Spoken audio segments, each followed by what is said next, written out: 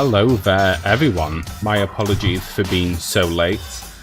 About to sort a few bits of stuff out and... Oh,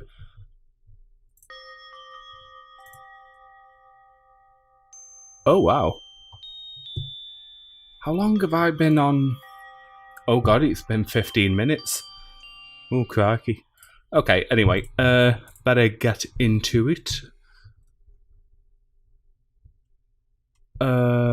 Where are we? There we go. And launch.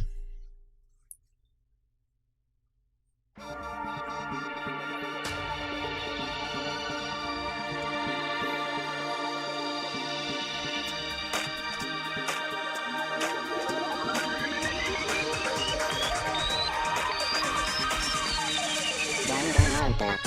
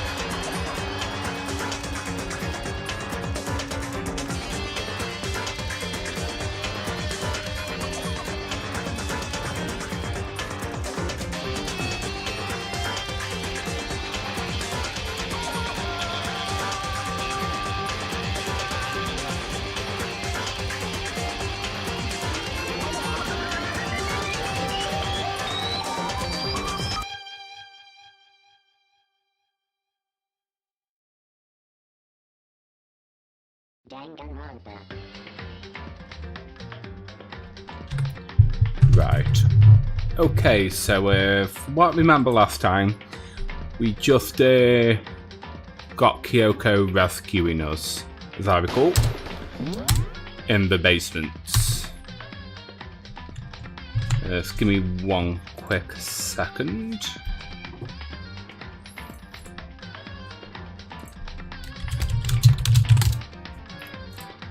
And let's go.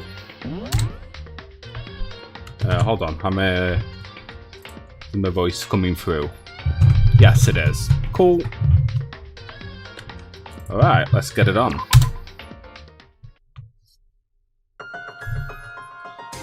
The Ultimate Despair. A group of people who caused a tragedy 1 year ago. Those same people put together this killing game and began broadcasting it across the world. The most desperately awful group of people ever. That is the Mastermind's true identity. Our enemy has finally been revealed. But right now, we have to get out of this horrible place. Figuring out the rest of the story can come after. Yeah, you're right. Alright, let's have a chat to it. Kyoko, do you still have that one thing? Monokuma's secret tool that you got from the headmaster's room? Indeed. Of course I do. It's an absolutely vital part of ensnaring the mastermind. I would never part with it. And it can open any door in this school, right? That's right. That's right. Then we should be able to use it on that door, right? Give it a go. Hey, Kyoko, we can use that key of yours to open this door, right? It's true. Let's find out. Kyoko took the key out with the Monokuma design on it and slid it into the keyhole. And then... Yes! It opened! Indeed. And now we can get out of here. Let's go. Sounds good. We quickly opened the door and made our escape from the garbage pit. Finally, we were finally free. But there wasn't even time to take a breath of relief, because the real fight had just begun. Ultimate pain, ultimate suffering, ultimate despair, ultimate execution, ultimate death.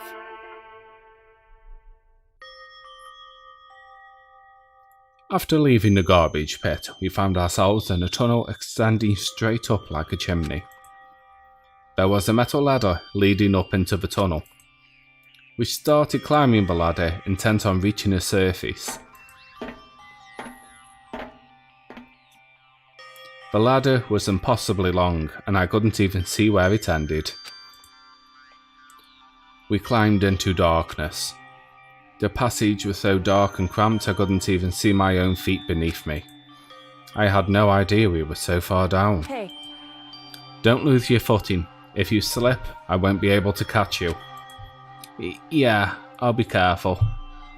Night Flyer, hello there. How are you doing, and welcome on in. But now that you said that, I'm getting kinda nervous. Maybe talking will help keep my mind off it. So Kyoko, there's something I wanted to ask you. You said you're the ultimate detective, right? So how long have you been doing detective work? How long? So... Ever since I can remember. I come from a long line of detectives. Detective work is in my blood. There was a time when being a detective was considered a sacred duty. My family's always seen it that way. Then, is your family famous? Wrong. Quite the opposite, actually. Even among actual detectives, many people haven't heard of us. Huh? But how come? It's like your family tradition, right? So... Right. Because we take pride in it. Pride? Indeed. A detective is neither light nor shadow. We represent neither justice nor evil. That is how we can uncover the absolute truth. We stand neutral in all things, and to do that, we have to stand separate from the rest of society. Which is why we've made a conscious effort to conceal our existence. A conscious effort? It's true. It's kind of old-fashioned, and I can't say it's entirely rational. But it's our family creed, and we do what we must to protect it. Because, like I said, it's our source of pride. Augur, hello there to you too, and welcome on in. How are you doing there? We've just started up. I actually went live about 20 minutes ago, but for the first 15 minutes I was kind of busy. So we've only just started, really. Pride. So that explains... Before I came here, when I was looking up info about the school online, I never saw anything about her.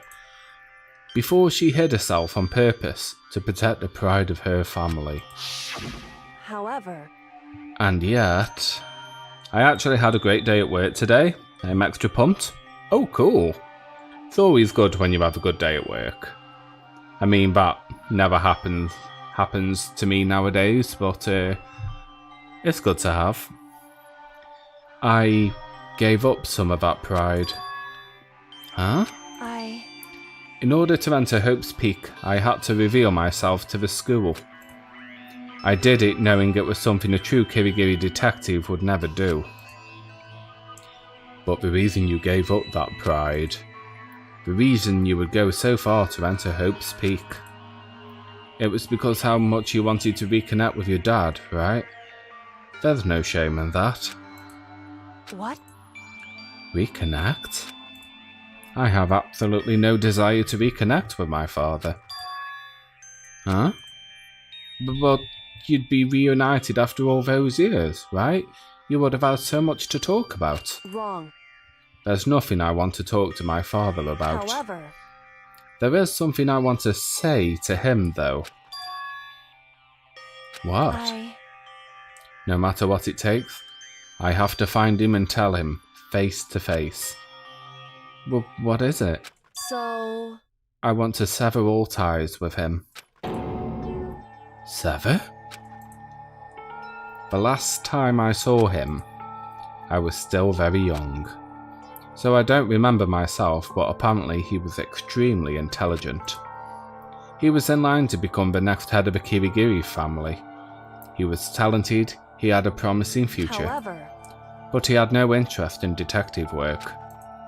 So he cut himself off from the family. Not long after that, my mother died and he simply ran away. He went to my grandfather and they had a huge argument. And young as I was, he left me behind. I'm sure there was a reason for that. I'm sure your dad wanted to take you with him. Right. If that's true, then I need to thank him. Thank him for leaving me. Because unlike him, I take pride in the work I do. I take pride in my family name. So every last part of me is happy he didn't take me with him. If I'd gone with him, I never would have had the chance to become a detective. I was above Kyoko on a ladder, so I wasn't able to see her expression. So I couldn't tell. I couldn't see how she looked when she said that, what she might have been feeling. All I could tell was that compared to her usual self, she was more talkative and more emotional. I don't blame him, you know. He had his own life to live. That's what anyone in my position might say, right? But it's not true. However...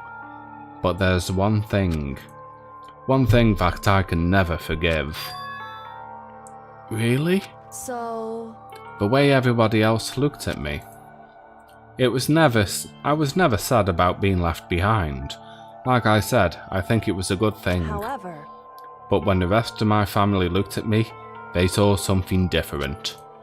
They only saw me as the little girl that was abandoned by her father. That's how they even see me to this day. His shadow has been following me my entire life. I'm sick of it. I need him out of my life. I need him to step out of his shadow. Correct. That's why I have to find him and tell him we are no longer family. In order to settle the past, in order to remove him from my life forever, I have no doubt he forgot about me years ago. But your family, to just cut him out like that? Wrong. Our only connection is through blood, nothing more. Are we connected by heart and soul? No. Hey. Is blood really enough to call someone family? Only connected by blood, not by heart or soul. I was so shocked to hear her say something like that. I didn't know how to respond. So instead, I said nothing. I just kept climbing the ladder in complete silence.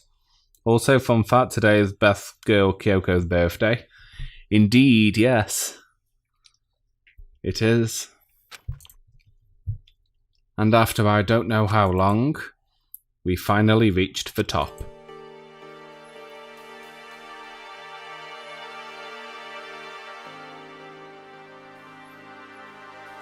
Looks like this is it. Indeed.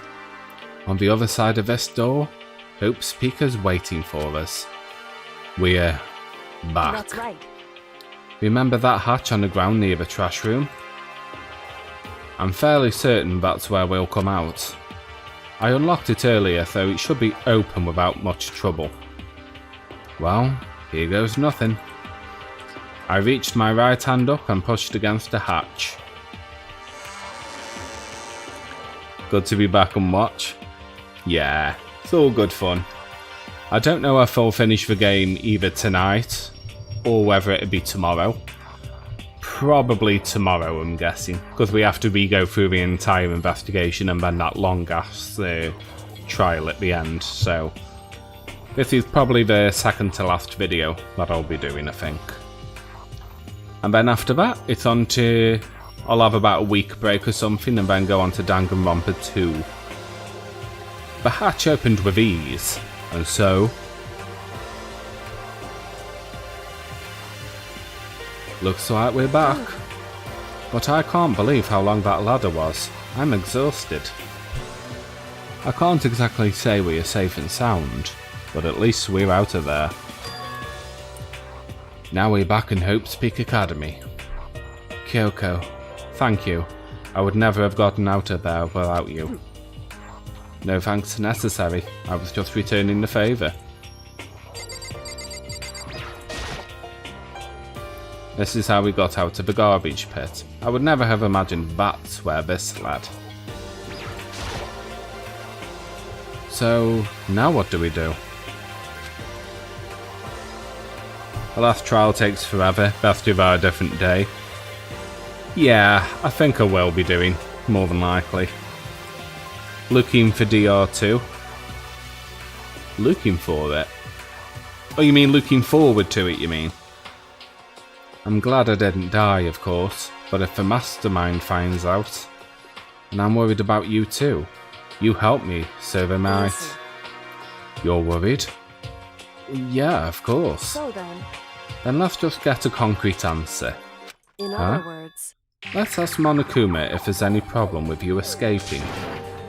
Wait, that's... However...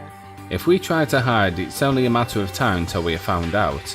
And it's not like we can run anyway. As she said that, she pointed at the nearby surveillance camera. So you're saying rather than stressing out over getting caught, we should just give up now? Don't worry. What you think is going to happen isn't. No worries, our Night Flyer. Yeah, it's not going to be long now until I'll be doing the second Danganronpa. Because the mastermind is the one that's ensnared. The mastermind is ensnared? You said something like that before. What does it mean? So... The mastermind stood exposed during the investigation into Mukuro's death. There was a moment where the mastermind let their guard down. There was? Right. If we can talk to Monokuma, we can confirm it. And it'll be better for us if we go to him directly before he tracks us down. That should help with our negotiations. I'm still a little... no, super uneasy about this. But we don't really have a choice, do we? Indeed. Monokuma should be in the gym. Shall we go? Let's get going. Alright, we're heading to the gym.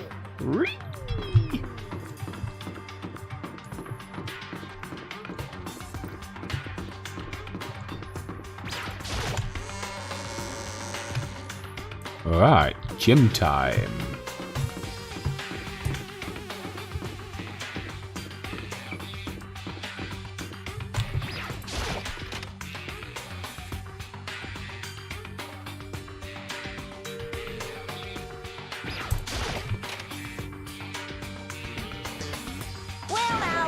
Well now. Hey.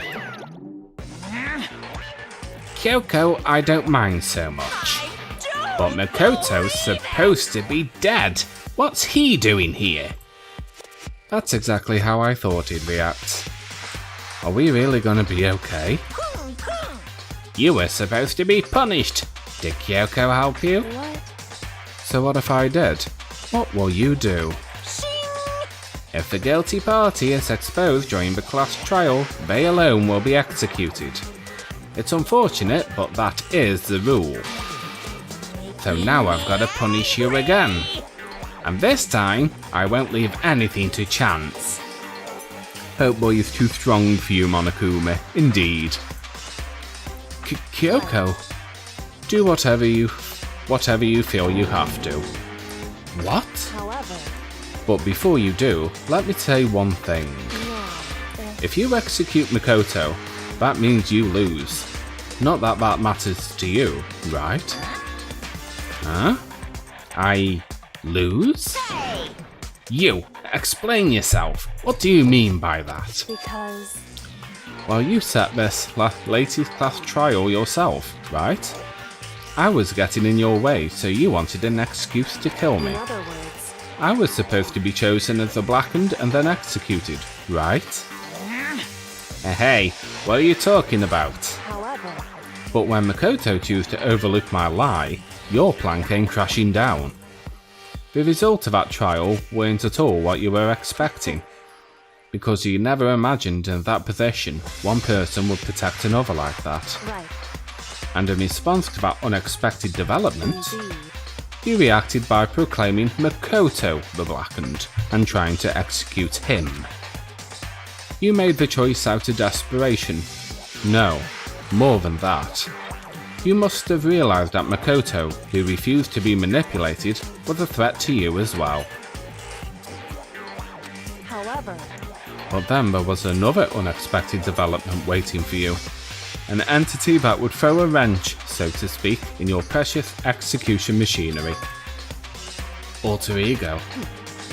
You never imagined the possibility of being that could come to our aid even after you killed it. am I wrong?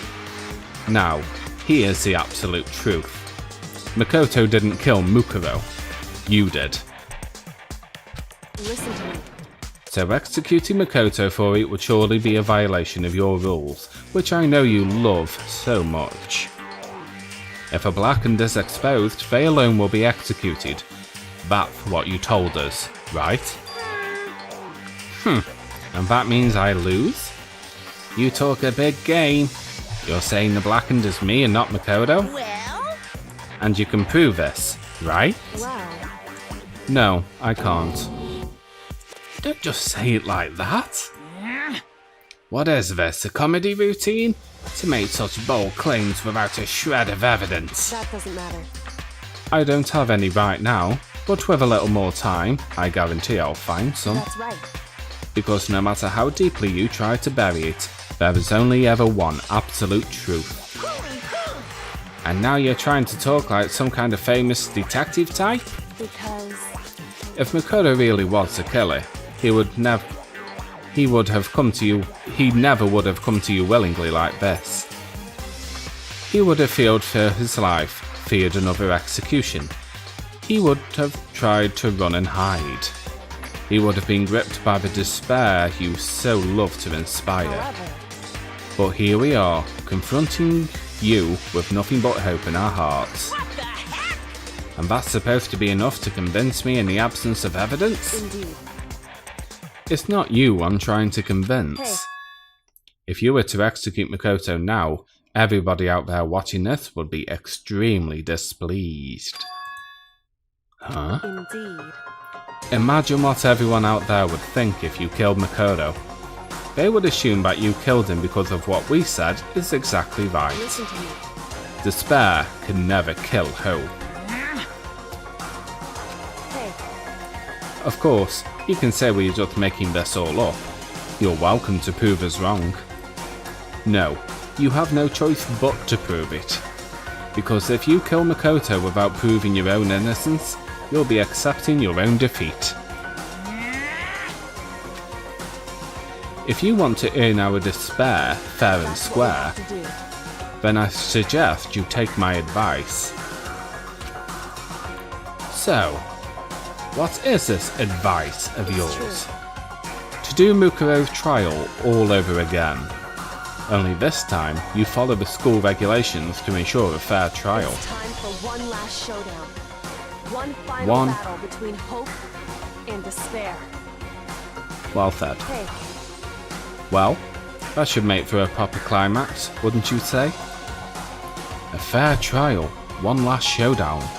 In other words, this would be our chance to expose the true identity of Mukuro's killer, of the mastermind themselves. But what reason would the mastermind have to accept the challenge? They'll probably just execute me without another word.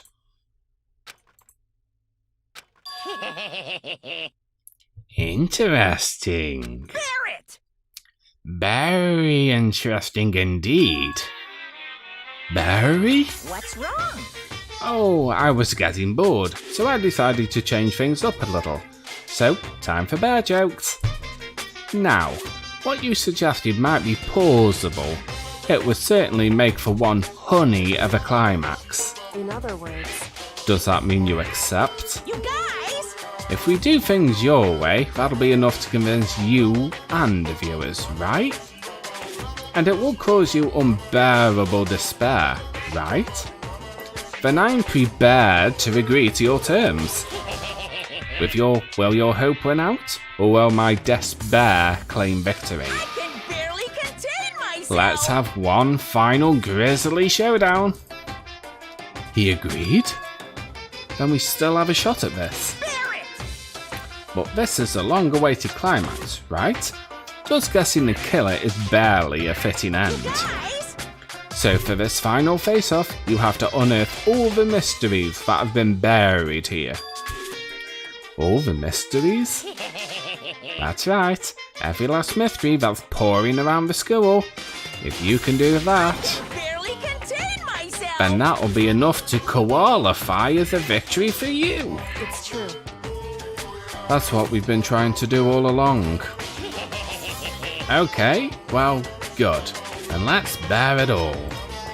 If you can claw your way to the truth of Mukuro's death and solve the mysteries of this school, Guys! then you win. But if you can't do all of that, we'll all face execution, right? I can barely contain my excitement. When you learn the whole truth, what kind of despair will you show me? We're as excited as you are, I'm sure. Listen to me. When we uncovered every last truth, how will the ultimate despair reveal their own despair? I honestly can't believe how this has all turned out. Hey, But before we get started, I want to clarify one more thing. Do you remember the rule? When one student kills another, that's when a class trial is held? What's wrong? I remember that for sure. So what? hey, I just want to confirm that is what you said, right? And it's a true statement. You don't have to be so suspicious. I said it before, but it bears repeating. Everything is based on the school regulations. And having a trial for Mukuro is no exception to that. Huh? Mukuro's trial is no exception? Then it's part of the regulations? Which would have to mean that whoever killed Mukuro. It's a very polarizing approach, I know, but okay, enough puns. Anyway, here's a hint. I'm sure I told you this already, but this killing game began with 16 participants, all of them high school students. And the only people to take a single step into Hope's Peak since the killing game began are those 16 students. What? listen. Are you telling the truth? Why'd you go quiet all of a sudden? Now I'm really angry! I'm done talking. I've got nothing left to say to you. So get lost, would you? Why so mad? He seems emotionally unstable. Leave me alone. Get out of here. Okay, I'm going. You really gonna let me go? I don't even care anymore. You're all gonna get your punishment later anyway. I need to start getting it ready. A super duper extra special punishment overflowing with despair. Hey, Come on, Makoto. Let's go.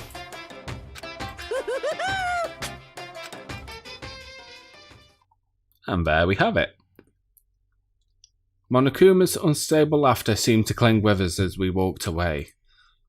And just like that, we were out of the gym.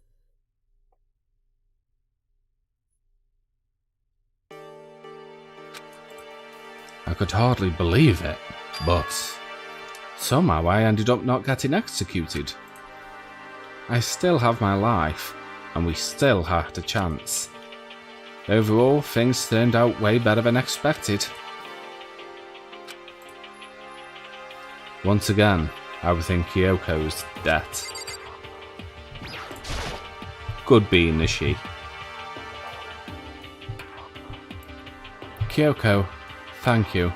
Everything I have right now is because of you. However, Don't thank me just yet. The real battle is still ahead of us. Yeah, true. But still, I'm glad it all worked out. I wasn't sure if the enemy would accept my proposal. But honestly, why would the mastermind agree to that? I mean, they don't stand to gain anything from a final showdown, do they? so They had no choice but to accept. Huh? because It's all because of that one moment that the mastermind let their guard down, like I said. So when was it that the mastermind let their guard down? so I wasn't there to hear it myself, but do you remember what the mastermind said? They said they had hijacked the airwaves to broadcast our school live to the outside world, right? Yeah, they definitely said that. listen. And what did you think when you heard that? Pretty hard to believe, right? Well, I mean, the idea of actually taking over the airways seems so unbelievable. Indeed. You don't exactly read about something like that happening very often, so it's hard to imagine. In other words, that kind of thing is extremely difficult to pull off, However, and yet somehow, the mastermind was able to do it. in other words, Well, think of it another way. There must have been some reason they had to do something that difficult. A reason? so They had to show the world something no matter the cost. Us killing each other. They wanted to show the world? it would seem The mastermind has been very adamant about not killing us directly, but forcing us to kill each other. And all their rules and regulations were designed to encourage that. Yeah, that makes sense. If those stupid regulations didn't exist, nobody would have killed anybody. in other words, So the mastermind's ultimate goal was to make us kill each other and show that off to the world. But why? correct. To prove a point, most likely. Prove a point? Hey, The outside world has a name for the students of Hope's Peak, right? A certain concept. You're talking about hope, right? that's right. And for those of us who represent hope to kill each other and sink into despair, the mastermind wants a will to see that, to try and prove that despair is better than hope. That's their goal as the ultimate despair.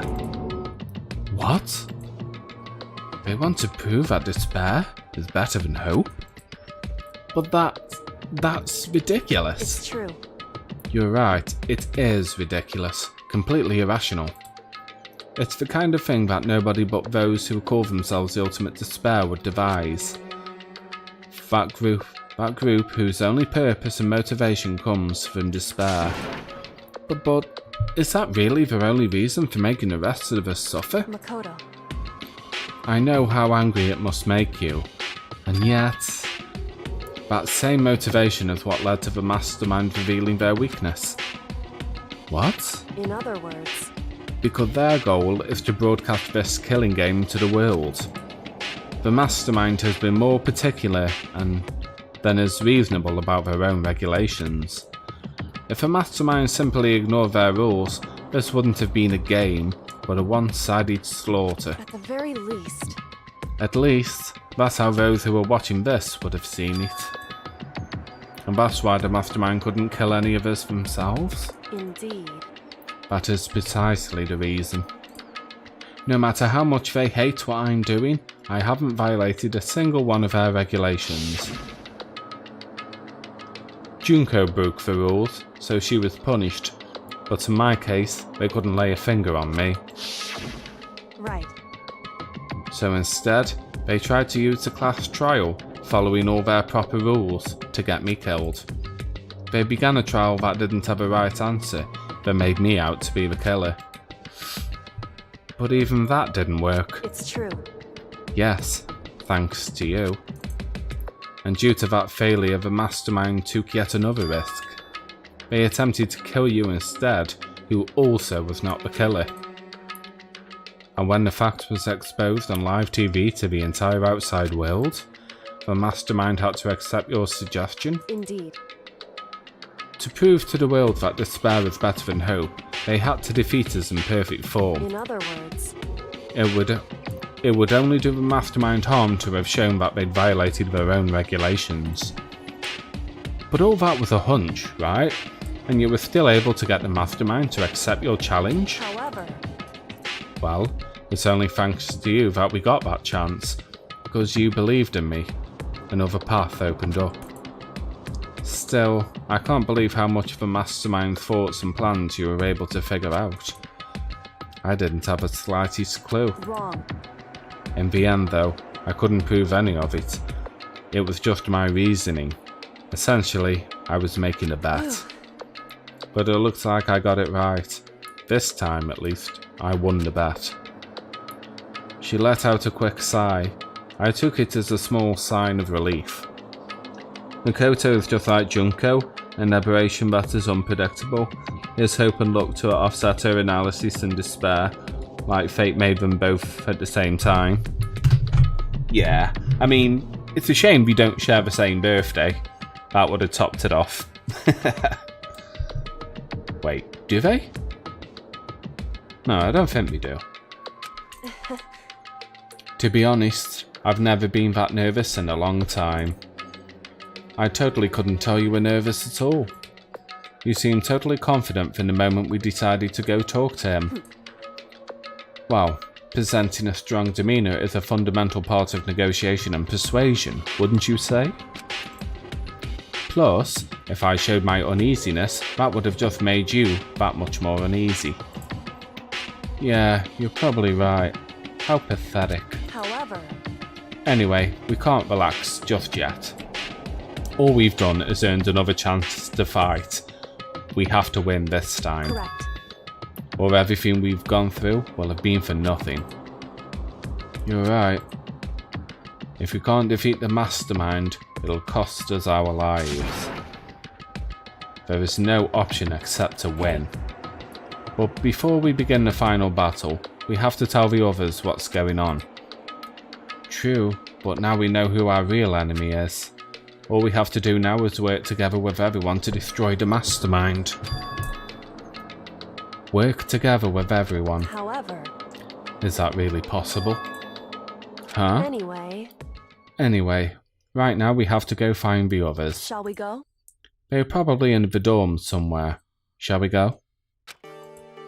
Makoto was born February 5th. Junko Christmas Eve, it seems.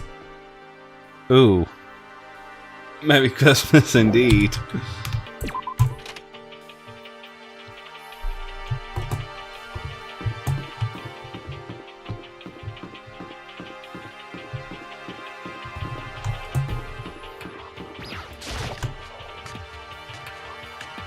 Merry Karesimasu.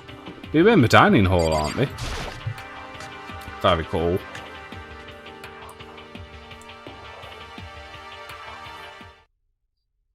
And suddenly, we were greeted with...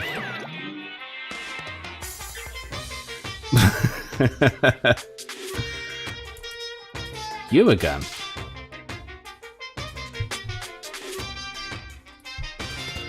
I wonder if that has actually any meaning. Is he broken? I suppose his emotional instability reached its limit.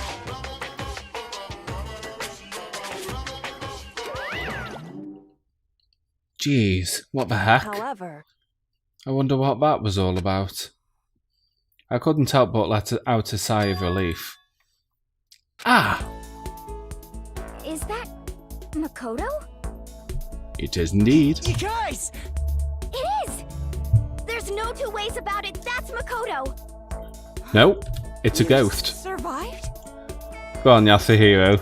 Tell me I'm a ghost. Jeez, you're like a stubborn little cockroach, you know that?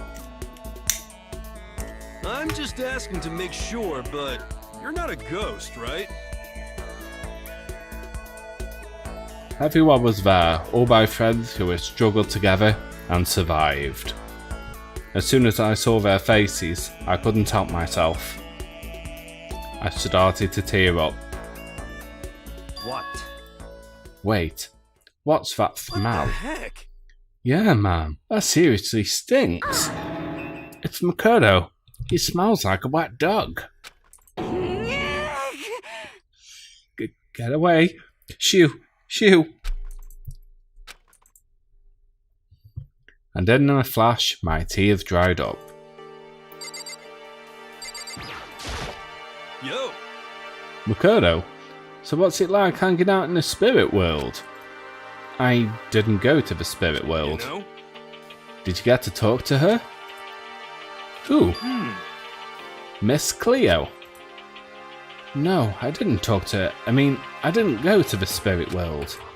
I mean, who the heck is Miss Cleo? I still can't believe you survived. Yeah, me either. Do you realize why it is you who escaped execution? It was alter ego. He saved my life. That's right. Not too many people can say that they've had their lives saved by a computer program. I imagine it was a learning experience for you. So what have you guys been doing while I was gone? Well, we figured that since the class trial was over, we'd have access to new places again. And? No dice. All the rooms that were locked before were still locked. Though there weren't any new areas. Then where can we go to find new clues? You stink. Are you rotten? Miss Cleo brings back memories. I remember the commercials as a kid. I have no idea what Miss Cleo is. I'm telling you! Rotten physically, mentally, every way you can be rotten. Sorry, I was rolling around in garbage for a while. The smell is so smelly. Super smelly. You smell even worse than me. Way worse than me. I win. She seems happy for some reason. Okay guys, I'm just gonna have to be right back for a moment. I just need to nip to the loo and then I'll continue on. I'll be right back.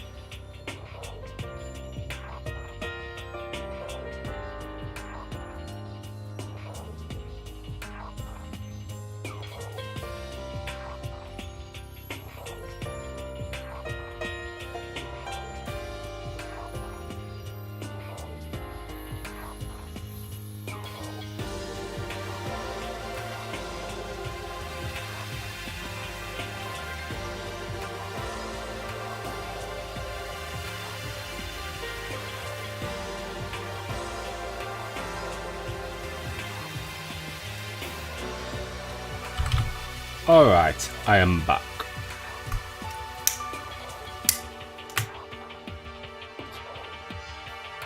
Oh, that's a good cigarette. Ah, she was a psychic, was she? Ah, fair enough. Was she famous like in America or something?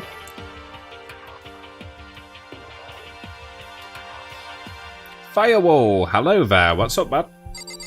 How are you doing? Makoto.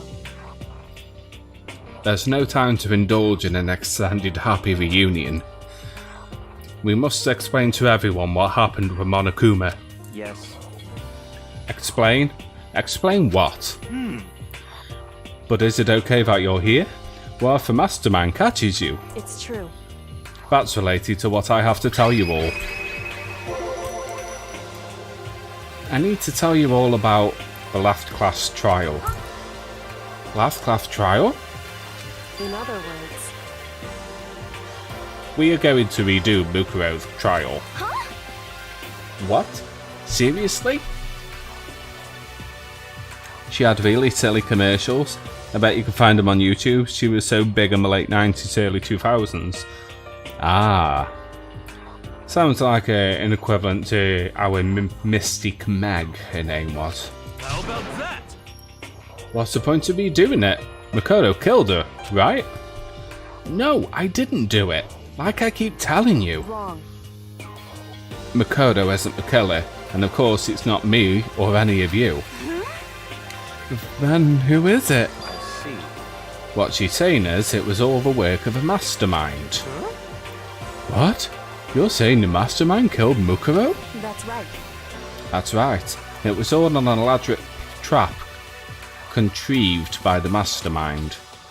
Makoto spotted the trap in time and did what he had to stop it, However, but his decision meant that he would be the one to die. What did you say? You spotted the trap, did you, Makoto? You make it sound like it was easy.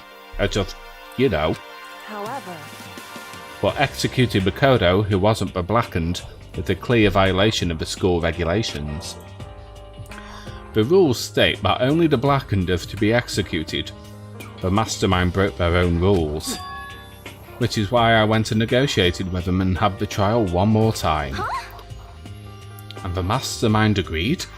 Does that mean they really did break the rules? They had no choice but to agree. You used the TV broadcast to gain the leverage you needed, didn't you? correct. Very observant of you. Silly Makoto Danganronpa protags can't be killers. Wait, hold on. Oh god, incoming Claire de Lune. Naturally. I recall what you said at the end of the last trial. When you said, now it's the mastermind that's ensnared, that's what you were referring to. Don't be mean. Hey, I'm totally in the dark here. For anyone who doesn't understand, you can ask Kyoko to explain it again, later. So, knowing all of this, what do we do now? About that. It's about who killed Mukuro, right? So our job is to expose the mastermind? But there's more to it than that, correct? Yeah. For us to win this time, we have to solve every last mystery surrounding the school. Every last mystery? But But we've been looking around all this time and we still don't know anything, right? We also said normal people like him can't be a mastermind. Yeah, we know how that goes as well. Absolutely. Anyway, You've probably guessed already, but if we lose this time, everyone dies. Oh no! I hate you. Who said you could agree to those terms without talking to the rest of us? I'm fine with things being the way they are. I'm fine living here forever with Master. I, meanwhile, want to get out of here as soon as humanly possible. anyway, At this point, the only way for us to survive is to unravel the truth. Interesting. In other words, one decisive final battle. A rather interesting development, I'd say. But figuring out who the mastermind is and how they killed Mukuro and the school's mysteries? It's a pretty tall friggin' order. Maybe, but this time the trial is different. We know who our enemy is now. So if we work together and search as hard as we can, I'm sure we'll solve all those mysteries. I'm not so sure about that. Huh? I can't agree with the idea of working together with everyone. You can't agree? Why not? I mean, working together with everyone seems like the most obvious way to solve all the mysteries. Indeed. That's what I thought too, at first. Until Monokuma gave us that little hint of his. Hint? It's a very polarizing approach, I know, but... Okay, enough puns. Anyway, here's a hint. I'm sure I told you this already, but... This killing game began with 16 participants, all of them high school students. And the only people to take a single step into Hope's Peak since the killing game began are those 16 students. I see. Monokuma said that, did he? Then Kyoko's opinion is perfectly reasonable. Huh? But why? So, in other words, If the mastermind really is the one who killed Mukuro, as Kyoko says, then the mastermind would have had to set foot in a school, right? Monokuma could possibly murder Mukuro, but there's no way he would have disguised a scene like that. in other words, But according to Monokuma, the only people who have set foot in Hope's Peak are the 16 students who have been taking part in this killing game. Then the masterminders... There were 15 of us in the main hall at the beginning. Add in Mukuro and you get 16. So the mastermind would have to be one of them.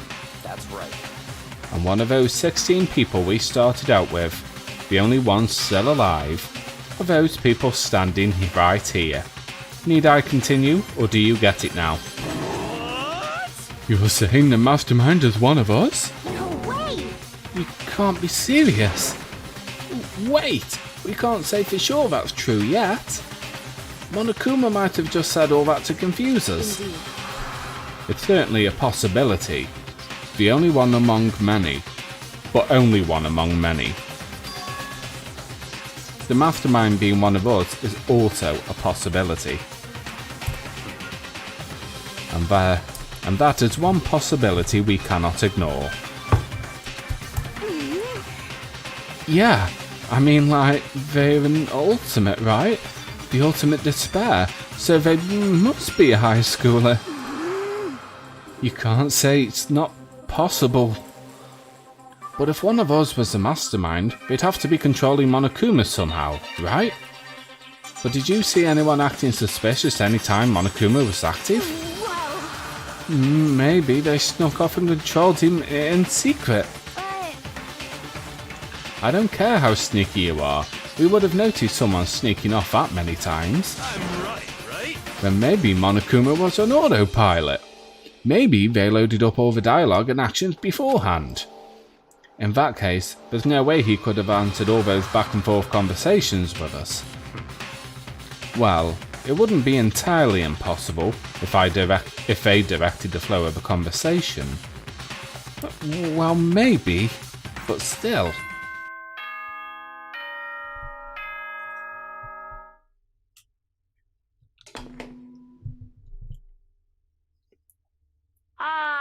This is a school announcement. You've all probably figured this out by now, but at this point, the killing game has now entered true ending mode. So, in the name of fairness, I will unlock every room in the school. Look wherever you want. Solve the mystery in whatever way you see fit. Then we can all meet up at the class trial, okay?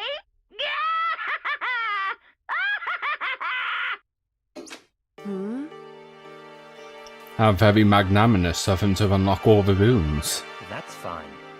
The time for talk is done. Now we need to begin our investigation. But I was planning on working alone from the beginning anyway. In the name of my family. At this point I can rely only on myself, on the Togami blood flowing through my veins. I have no time to worry about the rest of you. Each of you must uphold your own responsibility. Goodbye. Well then. After making his final statement, Byakuya left the dining hall. Master, He didn't take me with him. Hey, Do you blame him? Without Master, the rest of you are like coffee with cream without the cream, or coffee. You're totally useless. So, bye.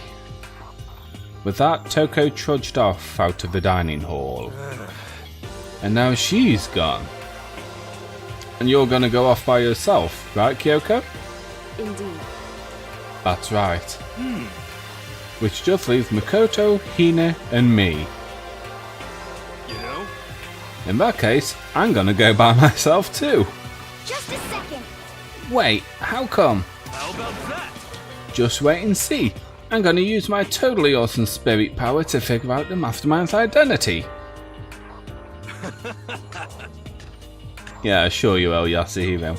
Laughing loudly, Hiro left the dining hall. Everyone's really gone off by themselves. What about you, Hina? I guess I'll do the same thing. But, I mean, it's not that I don't trust anyone, you know? But up till now, I haven't really been all that useful. I just depended on Sakura and everyone else. You're not useless. If you hadn't been there, I would have died. Makoto? Oh, that's really nice of you to say. But still, I know I've mostly been totally useless. okay.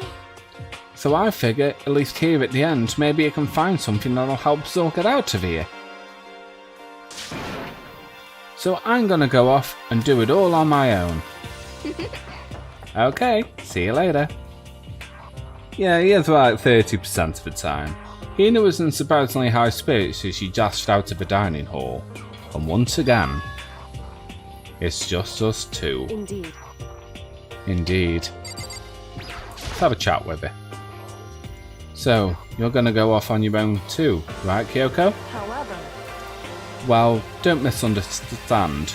Just because we're going to do our 30s separately doesn't mean we still can't work together.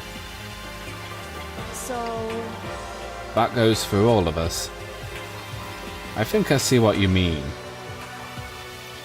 Doing our investigation doesn't mean we can't work together in the end. I should just see it as us splitting up to cover more ground. And then we can get back together and share what we found. Yeah, that's right. so then, Well, I'd better be going. I have an endless list of things I need to check. correct. Maranakuma said the doors in her school had been unlocked, right? So we should be able to investigate every nook and cranny in the school. We can visit all the places we couldn't go before. Makoto. No matter what it takes, we have to uncover the truth. By any means necessary. With that, Kyoko was gone, leaving only me. I don't have time to waste either. I have to begin my search. I still can't believe that the mastermind might be one of us. So that's what I have to prove. I'll prove that the mastermind isn't one of us. I'll expose the mastermind's true identity and solve the mystery of this school. And then we can all escape together. I guess I'll start by taking another look at Mukuro's Monokuma file. Due to the explosion, the victim's identity is unknown. They were, however, dead before the blast. The victim has been stabbed a single time with a knife which went completely through the body. They had also been struck in the head with an object about as thick as a metal pipe. Her body was covered in other wounds, but these were at least several days old. Once we find out who killed Mukuro Ikusabe, then we'll know who the mastermind is. So where I should start my investigation to figure out who killed her? I guess I should start with the rooms that were locked up until now. The headmaster's room, the biolab, and the door in the data center with a Monokuma face on it. Oh, and the second floor of the dorms where the gate was down before. That should be open now, right? After that, I'll have to double check the areas that are connected to the murder, which means the garden and the dojo. Okay, time to get started. Places to check has been added. Best final case in Danganronpa. I would say so, yeah. Well then again, the last game isn't too bad either. Check here since it's the closest. The gate's open. We can finally check out the second floor of the dorms, which means I have to do it.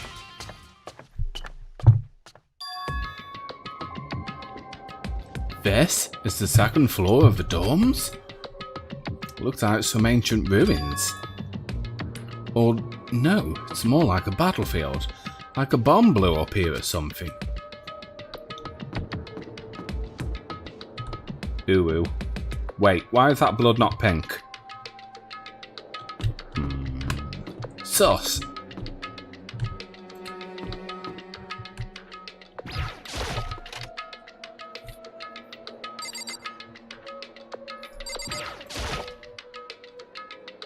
The bed is completely torn apart.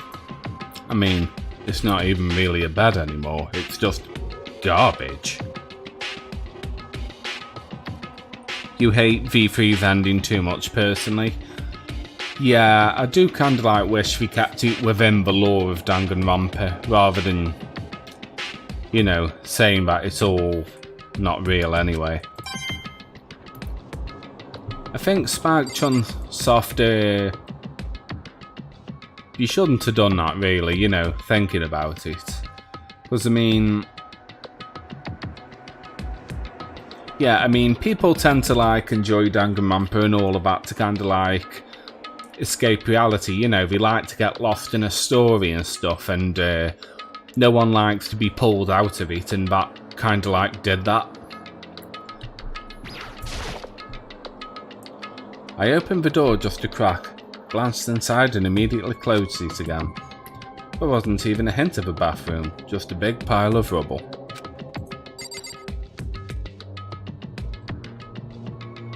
The dried out blood is red, same with the room in the last chapter where the student council died. Ah yes, that is true. That classroom, yeah.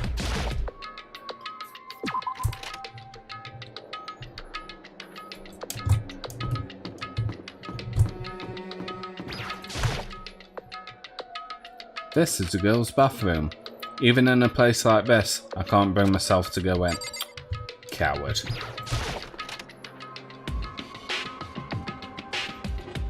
That is how I feel. Overly meta plot points that really grate on my nerves. Yeah. This bathroom's actually quite nice, isn't it?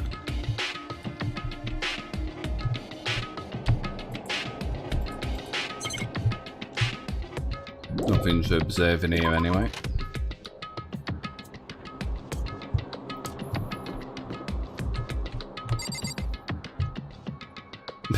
A giraffe coming out of a locker.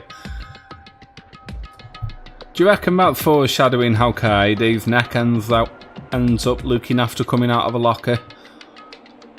Because she got, well, hanged. Kaede, the ultimate giraffe. This room is filled with lockers. It must have been for the Hope's Peak students who came before us. The class before ours must have used these lockers.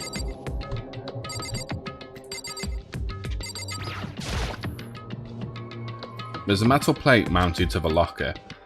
I really want to know what's inside, but there's no way. Nice. I wonder if I can open this locker. Nope, locked. There's a card reader installed on the door. That must be how you can get the locker open. After all, it's pretty similar to the card readers of the locker rooms on the second dorm, Florida school. And you have to use your e-hand boot to open those up. So, does that mean... Well, let's give it a try. I took my own handbook and ran it across the card reader, and then... No luck. Maybe only the locker's owner can open it, which means none of us can do it.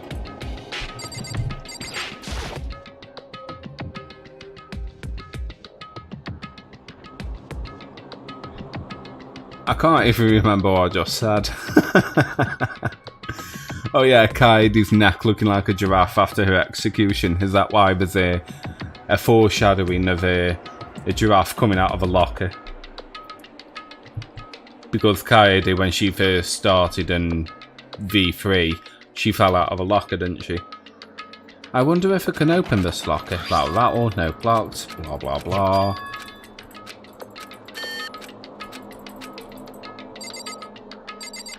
Can we actually open one yet? It looks like this locker is already broken.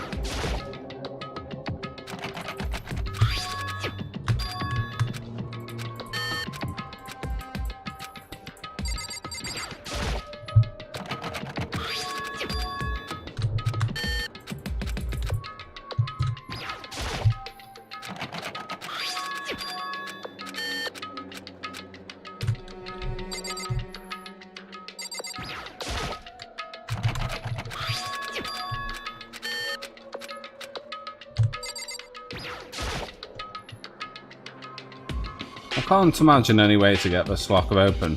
Not even going to bother trying. What about this one then? Oh, same.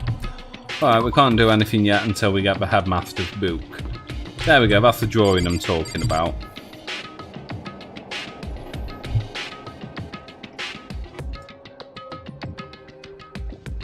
Absolutely beautiful. Come back here later. Yeah, we need to get to the headmaster's room first, don't we?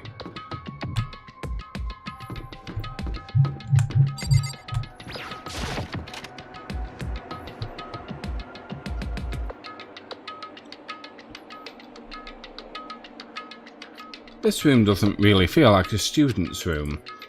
It has a more adult atmosphere. Correct. It's a headmaster's private room. Kyoko! Indeed. I've been through this room several times already, but I still have only one little regret. So I decided to check it out one more time. Huh? A regret? Kyoko looks almost meek right now. She must have been thinking about something. I probably shouldn't bother her. Alrighty then.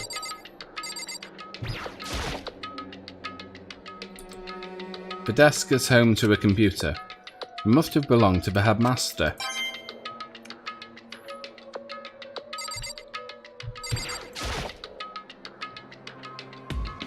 There's a PC on the desk. It must have belonged to the headmaster. It would seem... Whoever used this last, it does look like they were very interested in the ultimate despair.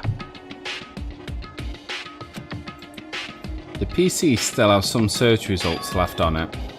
Then we might be able to get some info about the ultimate despair. However... There's not much though. Nothing we don't already know. The ultimate despair isn't one individual, but instead points to some kind of group.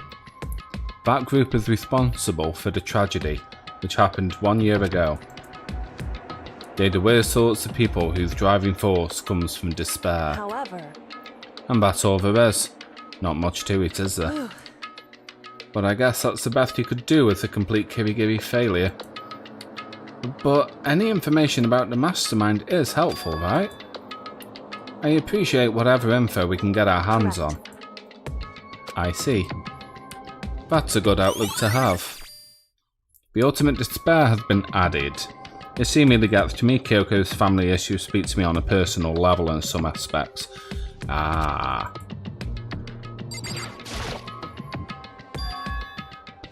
Huh? There's a strange gap in the wall. Is this some kind of design mistake or construction defect or something? So...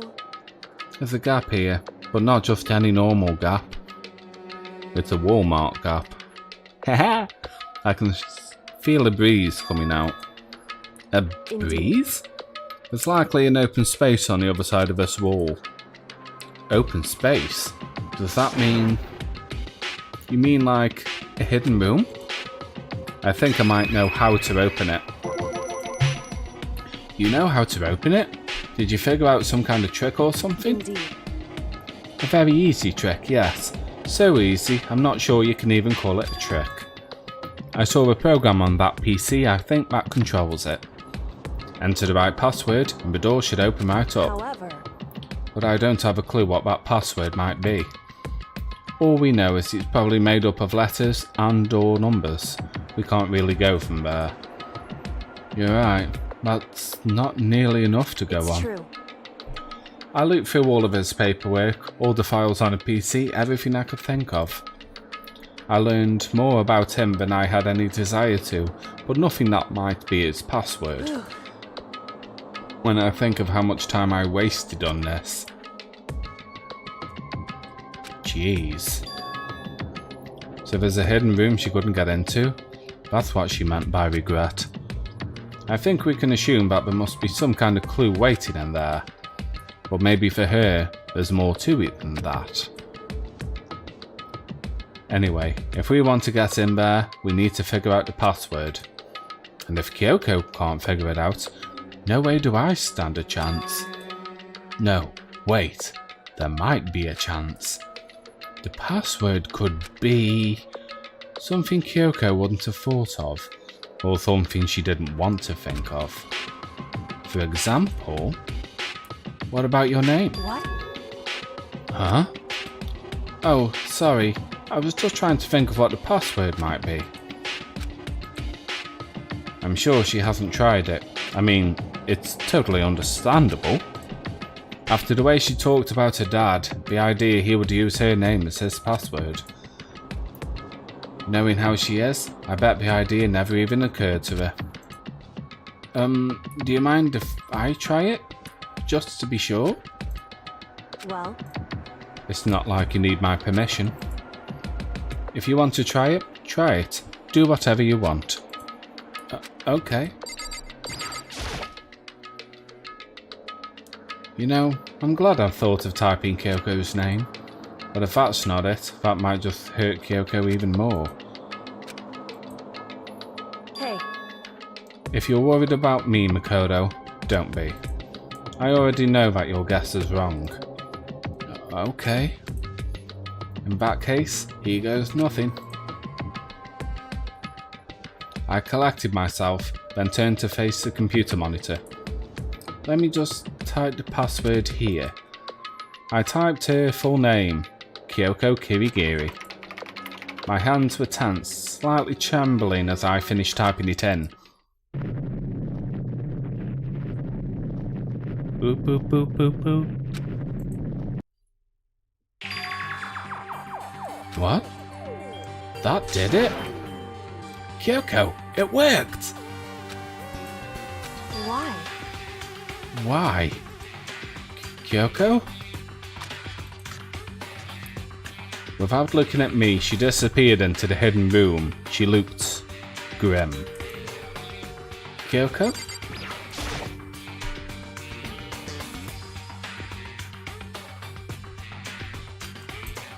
Hey, Kyoko? I might as well have not even been in the room. Her gaze was fixated on only one thing. A present? Wrapped and covered with such joy. That's what made it so unusual.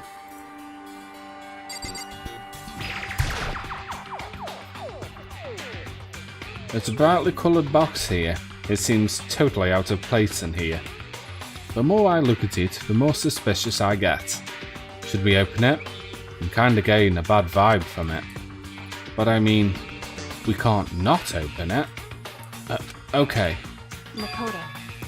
Be careful, Makoto. Why? Do you think it's dangerous? No, not dangerous. But surprising. Probably. Huh? If it is what I think it is, at the very least it's not something you'll be happy to see. Wait, so you know what's in there? Anyway, Just don't scream or anything, okay? Are you saying it's something that'll make me want to scream? Okay, I'm just gonna open it. Step by heavy step, I approached the box. I took a deep breath and took hold of the lid. Slowly, ever so slowly, I lifted it up. Light began to sneak its way into the box. I stole a hesitant glance inside and...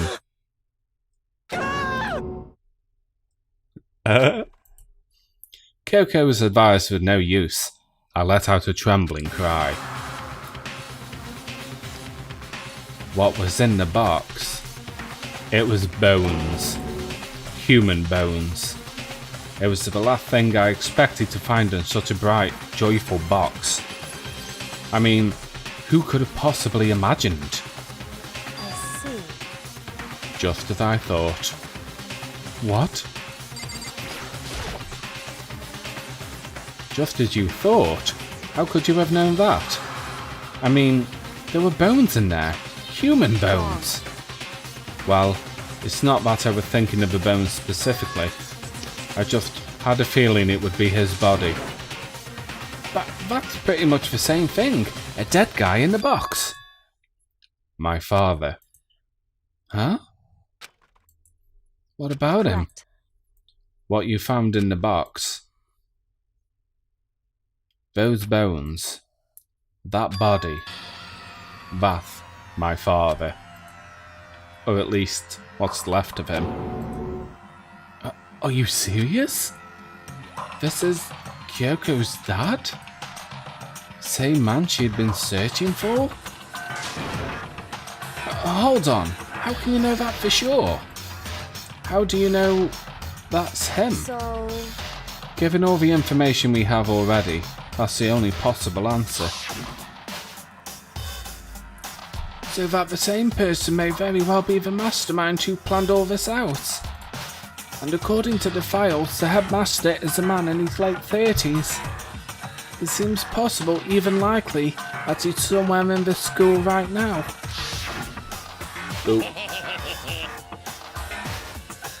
It's a very polarising approach, I know, but enough puns. Anyway, here's a hint. I'm sure I told you this already, but this killing game began with 16 participants, all of them high school students. And the only people to take a single step in Hope's Peak since the killing game began are those 16 students. Alter Ego said that the headmaster was probably here in the school. But the only ones who were alive at the start of the killing game were us 16 students. When you put those two ideas together, it doesn't take much to assume in other words, that most likely my father was in this school, but he was also dead. That's my assumption, anyway. As Kyoko explained her analysis, she was completely calm. Or, no, she wasn't calm. She was only trying to seem calm. She said it was just as she thought, so she knew it was a possibility. But I have to believe that at some point, she wanted to be proven wrong.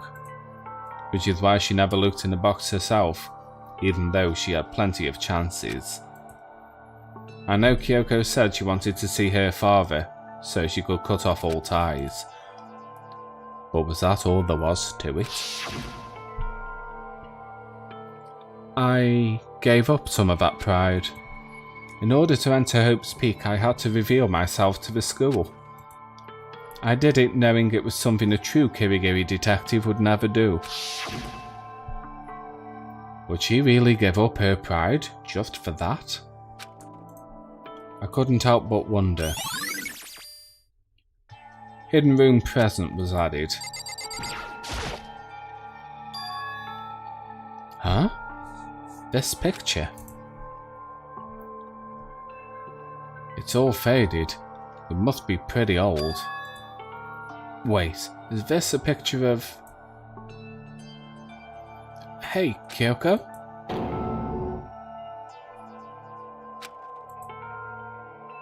why would you? Well, this is annoying. I came here to cut myself free of the past. And yet... to now find something like this. So what do you expect me to do now? Then I was right. It's a picture of Kyoko when she was a little girl. Knowing the headmaster had this picture all this time, he must have really cared about her. Why? Why? What? I wanted to face him and tell him myself, to cut him out of my life for abandoning me. That's the whole reason I came here. And now he's abandoned me again. And this time he even stole my only opportunity I had to move on. Has there been a worse father? Kyoko. Photo of Kyoko and Headmaster has been added. Check the drawers out. This filing cabinet seems like the kind of place you'd find a clue. I should take a closer look. But I don't think Kyoko would like some stranger like me going through her dad's stuff. Hey. It's fine. Check whatever you want. Are you sure? Okay then. I went through each drawer one by one, starting from the top. But all I found were piles and piles of unrelated documents. He was pretty dedicated to his job, huh? Well? It's just because he didn't have anything else. He could have inherited our family business, our legacy. Instead, he left it all behind. Now, If he couldn't even handle a job like this, he would have been that much more of a failure. I'm sure he couldn't stand the thought of that and it made him desperate.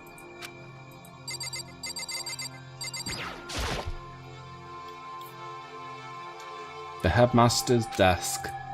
It's probably hiding some kind of clue, so I really wanted to check it out, but I really don't want to touch Kyoko's dad's desk without her permission. Hey. Don't worry about me. Feel free to look around as much as you like. Always got a little TV here.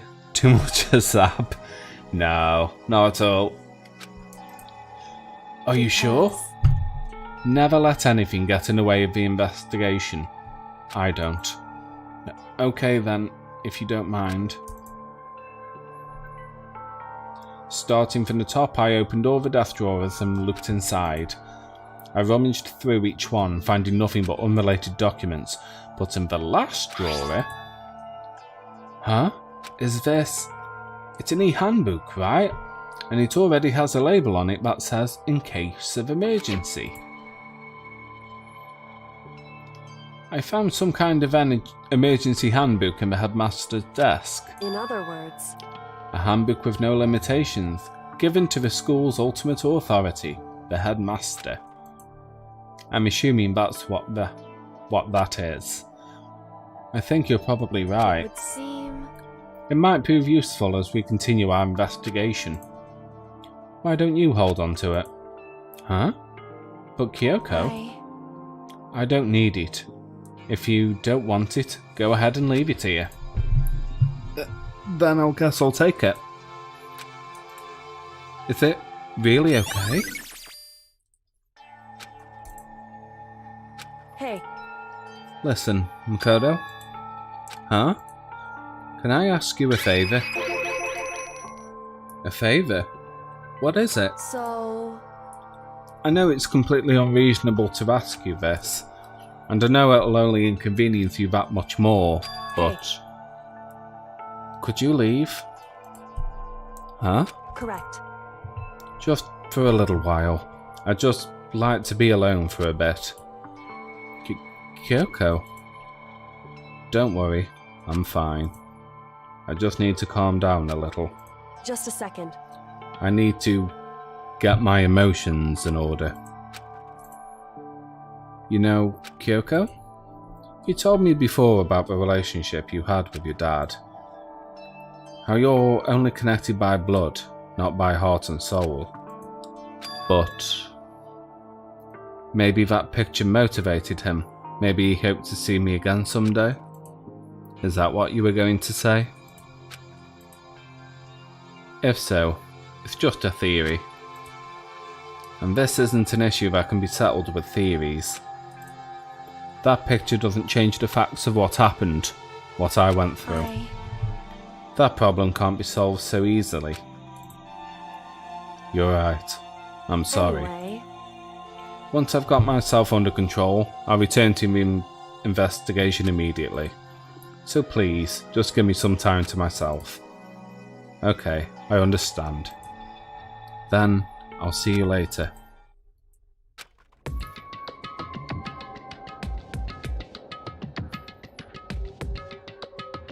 Is she really okay? Kyoko, it must have been a complete shock for her. I mean, it was a shock to me. Yeah, she must have done, definitely. To find out what happened to the headmaster. There's no doubt the mastermind performed that evil deed. They killed the headmaster, killed Kyoko's father. They killed him. The headmaster is dead.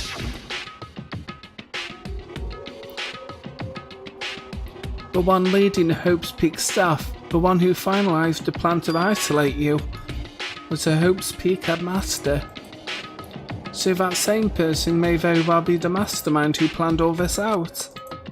And according to the files, the headmaster is a man in his late 30s. It seems possible, even likely, that he's somewhere in this school right now. Well, we were wrong about that. The headmaster wasn't a mastermind. Which means the mastermind's true identity is... Oh, I'm not reading that again. 15 of us met in the main hall. Add Mukuro to the mix and you get 16. And including me, only 6 of us are still alive. Everyone else is dead.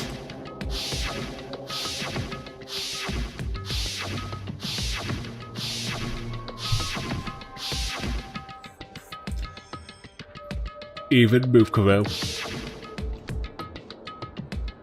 Even she's undeniably dead.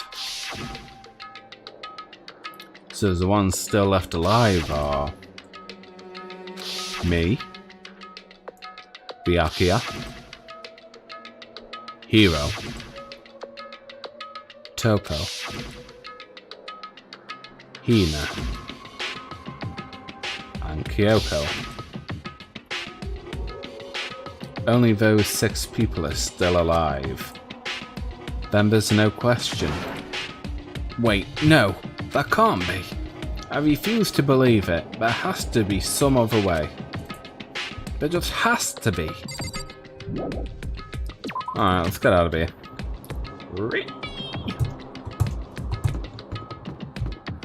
And we can go to the Kaede room.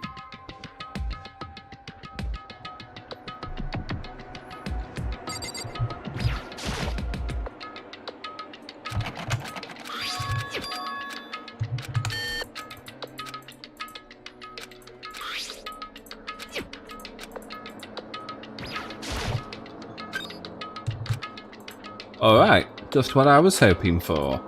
Now let's see what we got inside. This locker is totally disorganised.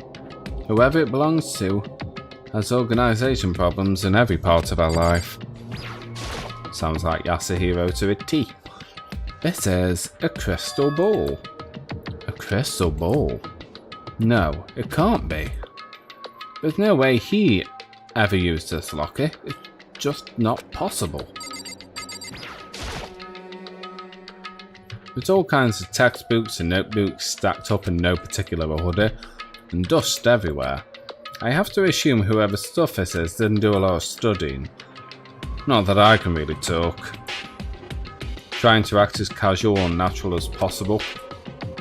I picked up one of the notebooks I saw, but the moment I looked inside the notebook, every sense of easiness I may have had evaporated. What? There was no denying what I saw. Inside the notebook was written Yasuhiro Hagokure. Is this Are we Yasuhiro? The notebook also contains a large number of notes from a variety of different classes, which would mean he attended classes here?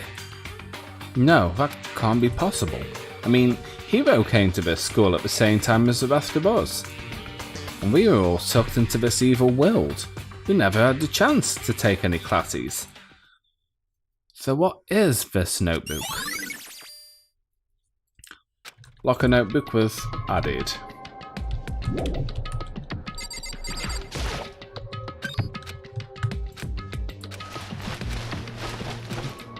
Ugh.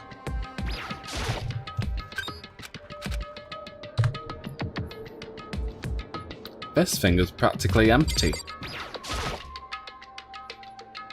There's just one thing, some kind of pocketbook.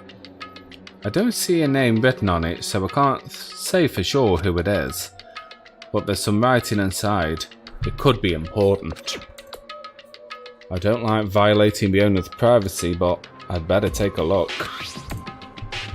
It looks like a girl's handwriting. And all the letters are spaced out evenly, like whoever wrote them was measuring them. Whoever wrote this must have been really meticulous. Huh? I was flipping through the pocketbook, but my hand froze when I got to a certain page. I saw something familiar written there, words I'd heard before. There's a plan to turn Hope's Peak into a shelter and isolate the students here in a communal life. I decided to talk to the one who came up with the plan directly. It just so happens to be the headmaster and my father. He was willing to give me some more details regarding the plan. Here's what he said. The point is to keep our student prodigies safe, to keep them as our hope for the future. Only their genius can overcome disaster, and only their hope can overcome despair. For the future of our country, our world, it's not an exaggeration to call this our final hope. We must isolate our superior youth from the corrupted world to serve as the foundation for a new era. This is the only hope we have. I hope that you'll be willing to go along with this plan. So that's what my father had said to me. As usual, he made a selfish decision without consulting anyone else. I can't imagine a worse father. This can't be true, can it? But I knew it was, and I knew exactly who the pocketbook belonged to. Kyoko.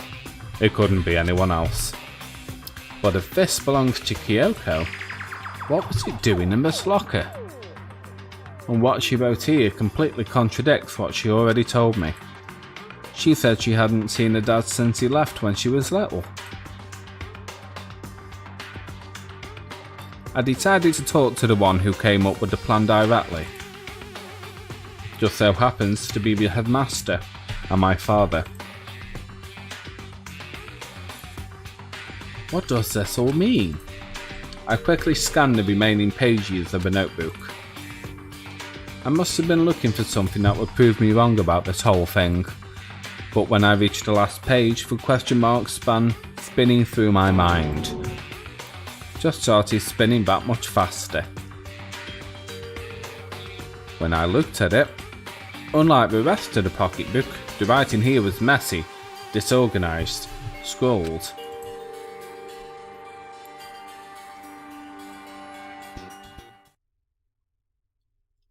What is this? What does it mean? I have no idea. How could this possibly make any sense? Locker pocketbook has been added. But the more I see, the less sense it makes. Because these lockers, I mean, they had to belong to the previous students, right? So why am I seeing this? Why are the things in the lockers that look like they belong to the people here? A notebook that seems like it belongs to Hiro, and a pocketbook that seems like it belongs to Kyoko. There has to be some kind of explanation. But if I want to find that out, I have to keep moving the investigation forward. I have to believe in everyone. Is it this one?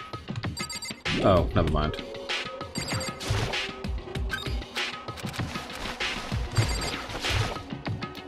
Check the others, I can't remember.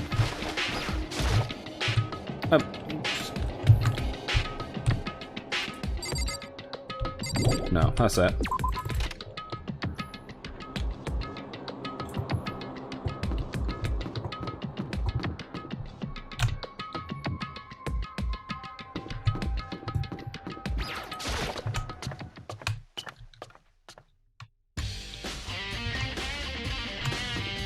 Alright. Let's have a...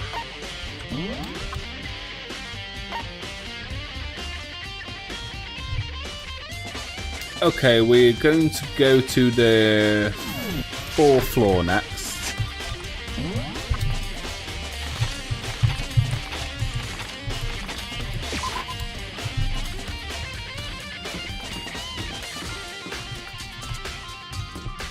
Data lab.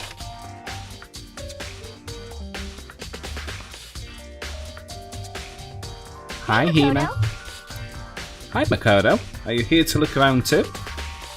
Is that what you're doing here?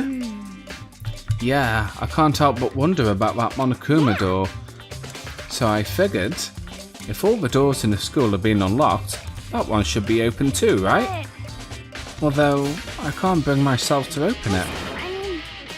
It might explode, right? And that'd really suck, so you open it. I'm sure she didn't mean it, but she made it sound like she was totally okay with me getting blown up.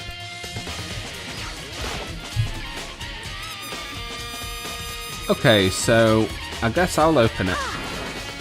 Ow, wait, let me take cover first. I don't want to get exploded.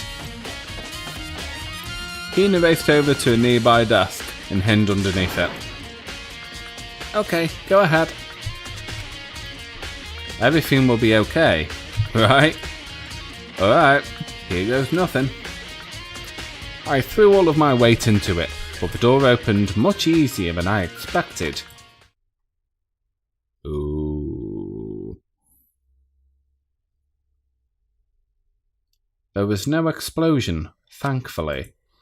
My first impression was, this place is totally sci-fi. Yeah, I was kind of thinking the same thing. Let's check this vent out underneath here, eh? There's some kind of hatch on the floor. But right now I'm more concerned about that weird device. What the heck? I mean, every part of this school leaves a bad taste in my mouth, Just but a second. this place is like #1 gross. It's a whole different league of creepy. What is this device? It looks like some kind of control panel. It's really over the top though, like some kind of military installation or something. Yeah, it kinda looks like a mech cockpit, right? Ifumi'd probably freak out if he saw it. Cockpit? So the Monokuma room has a control panel that looks like it's some kind of cockpit. Then, could that mean... Okay. Alright, let's start poking at it or whatever. I'm gonna start pushing buttons. No, hold on, you can't just or whatever something like this. But it was too late. Hina was already jabbing away at the control panel. Huh? Did you hear that? Yeah, I think it came from the other room. Hina, what did you push? I'm not totally sure, but I think it was that one. The button that says Data Center. Data Center? I took a good look at the control panel, and I saw a bunch of buttons, each with the name of the room next to it. And just like Hina said, there was one labelled Data Center. That must be the one she pushed. But the Data Center? That's right next door. The room we were just in, that's where the strange noise came from. I'd probably better go check it out. Yes, please. I'm kinda scared out of my mind right now, so I'll just cheer you on from over here. Of course you will.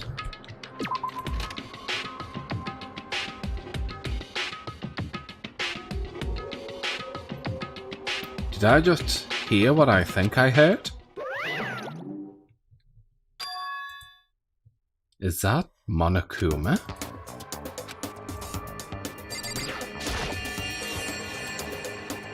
Hey! Oh, give me all your donuts. Is that you, Hina?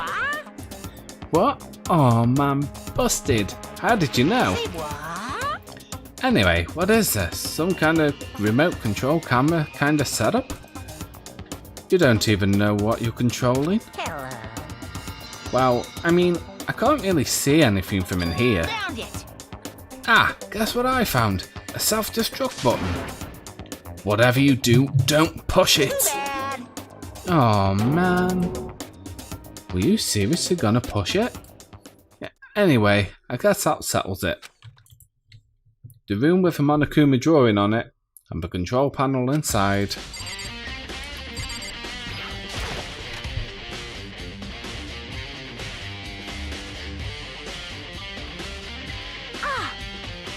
Whoa, hey Makoto, what the heck was that just now?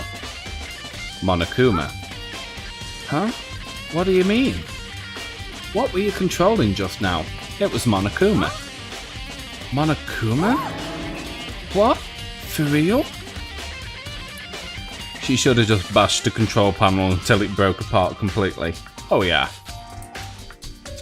Yup, it looks like this panel definitely controls Monokuma. Which means the mastermind has been controlling Monokuma from this room. Yeah, they were definitely in here. The mastermind has been controlling Monokuma from this room. And this control room is totally separate from the data center with all the monitors. In other words, Hey, maybe the mastermind can't control us and can't monitor us and control Monokuma at the same time. Kyoko's theory was right. If the mastermind has been controlling Monokuma from here, that means he's been inside this school the whole time, right? I guess that would have to be true. But if that is true... Oh, I'm not reading that again. Then the mastermind, Monokuma's puppeteer, really is the 16th student? No, it can't be. There's no way. Right? What's wrong, Makoto? I don't like that face you're making. Oh no, it's nothing. Oh, okay. What about you? Is everything okay? I mean, Oh, well, it's just... This is where the mastermind's been hiding, right? Who knows if he set up traps or something? I can't say it isn't possible, but I really hope it's not true. So, like... You wanna leave soon? There's still a lot of other places to check out. Yeah, good point. We can't waste all our time standing around here. Okay, you wanna get going? Yeah. Check out that vent one more time. Oh, I've gotta leave. How convenient.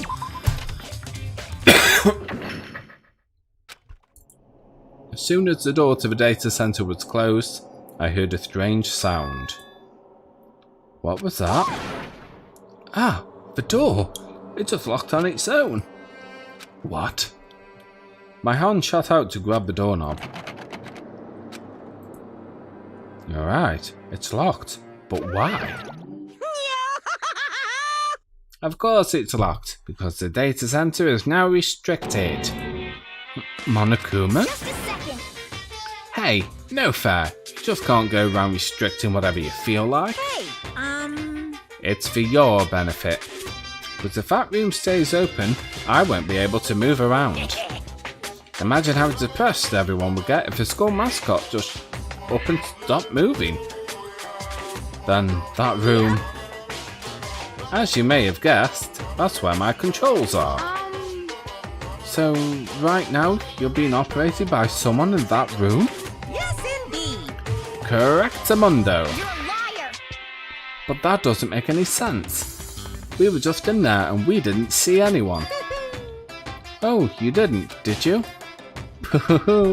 Are you sure you were as thorough as you could have been? Well, I did try. Did you happen to check a certain suspicious hatch? No way. The hatch on the floor? Too bad. That was your one big chance and you blew it. Too bad. Of course, that hatch can't be opened from the outside anyway, so whatever. Now then. This room is officially restricted, so no more investigating. I'll be relying on you guys to tell the others. Peace. He's gone, but was he telling the truth? The mastermind was hiding in there? In fact, if you think back to when we all got locked out of the control room, that proved it for sure. Then, when I said we should leave, well, that hatch couldn't be opened from the outside anyway, right? So it's not your fault. Sorry. Okay. Anyway, we don't have to let it get to us. We have to stay positive and make the most of the time we have left. You're right. If there's one thing I'm good at, it's keeping my body moving.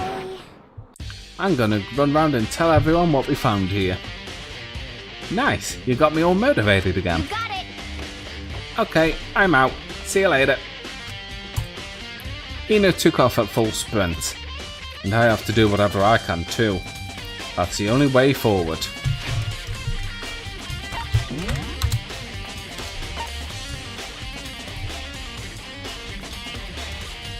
Headmaster's room.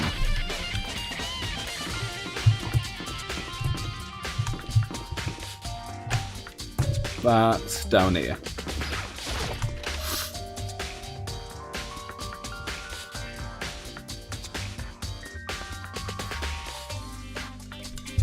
This is the headmaster's room. I've heard an awful lot about it, but this will be my first time seeing it for myself. Ah, Makoto, it's you. Oh, Byakuya. Well, you came to the right place this time. Would you like to see something interesting? What do you mean, something interesting? Take a look at this. It was on top of that pathetically obstinacious desk. Class 78, Student Registry? It contains profile for all of us, and Mukuro. So, in other words... Apparently, Class 78 refers to us. Wait, when we found Mukuro's profile in Kyoko's room... I see. That's right, it also mentioned Class 78. This must be where Kyoko got that page. And since the rest of our profiles are listed in there along with hers, there can be no doubt. Mukuro was a student here at Hope's Peak Academy just like the rest of us. Mukuro Ikutabe, the 16th student. That must be how Kyoko learned about it. But it seems that Kyoko was in a hurry. Huh? What do you mean? I'm talking about when she stole it. The uneven tearing, the way the paper had been crumpled, she must have been in a hurry. Well, since she snuck in to get it, I'm sure she wanted to get out as fast as possible. But what's your point? She was in so much of a hurry that she only got the first page. The first page? Correct. Mukuro's profile actually contains 2 pages. What? So, in other words... In other words, when it comes to this profile, there was more information about Mukuro that we still didn't have. What kind of information is it? Why do you ask me to explain every little thing? You can read, can't you? It seems to be some sort of detailed report put together by the headmaster himself. Interesting. I don't know what kind of man he was, but I'm glad he left us with such an interesting clue. I was half listening to Byakuya as I skimmed through the report. Mukuro reappeared suddenly, and in the background, an entire entity floats, close, but just out of reach. The entity known as the Ultimate Despair. Right now, I can't be sure if this is a single person or some kind of group. Whatever it is, Mukuro definitely has some sort of connection to it. I have a bad feeling about all this. I need to push forward with my research into the Ultimate Despair. And I need to pay attention to Mukuro's behaviour too. This is just my gut feeling, but I think she's dangerous. Despite the countless battles she must have gone through as a member of a Fenrir, when she entered Hope's Peak Academy, she didn't display any signs of battle wounds or scars. That fact alone proved her tremendous skill in battle. Naturally, I want to believe in her. She's one of my students after all. But if I decide she's a danger to the other students, I will be forced to take all reasonable measures. Mukuro was a part of the Ultimate Despair. I don't think there can be any doubt about it now. But wouldn't that mean Mukuro and the Mastermind were allies? So why would they kill Mukuro? Plus, even the headmaster seems to be afraid of what Mukuro was capable of. They would have had to take her completely by surprise to kill her like that. Or maybe it means the Mastermind is even stronger than Mukuro was. What's wrong, Makoto? Huh? That's fine. You seem to be lost in thought, but I should probably point out one other thing. There's another important bit of information within the file you should note. What is it? Did you notice a picture in there? A picture of a girl perhaps you'd never seen before? A girl who seems to be included as part of our class 78? That should be enough for you to figure out who the girl is. And further information about that girl is included in the file. 5 foot 7 inches, 97 pounds, and it even lists it as vitals, 31, 22, 32. Well, what do you think? What do I think? Are you asking me like, if she has a nice body? You hopeless idiot. What I'm trying to tell you is maybe you'll want to keep that in mind for later. Maybe you'll make your way back to the corpse and maybe you'll think, oh, could that mean... Wait, is he trying to say... There's a chance that the body isn't actually Mukuro? Is that what he's saying? Personally, what I'm thinking seems all but impossible, but it wouldn't hurt to confirm, right? It's all clear now. That's what I was trying to say. What you do with that information is your business. So I'm back to being Byakuya's errand boy. Mukuro's profile has been added. Oh, and one last thing. It's a bit of advice from me to you, so I suggest you pay attention. Advice? For me? You seem to be getting along with Kyoko quite well. It's not that we're getting along, she's just done a lot to help me. Well, don't put too much faith in her. In Huh? other words, The cost of that faith might be more than you can afford. But what are you saying? Just what I think. Call it a hunch. A hunch? But my hunches tend to be proven right. The advice is free this time. Take it or don't, as you will. I'll keep it in mind. Thanks.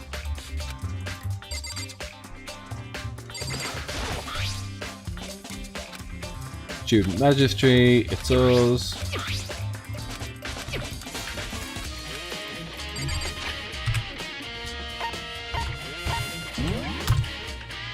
So technically, if we go through everybody here, we'd eventually come to Junko Enoshima, who is 5'7", 97 pounds, and 31-inch chest. Oof.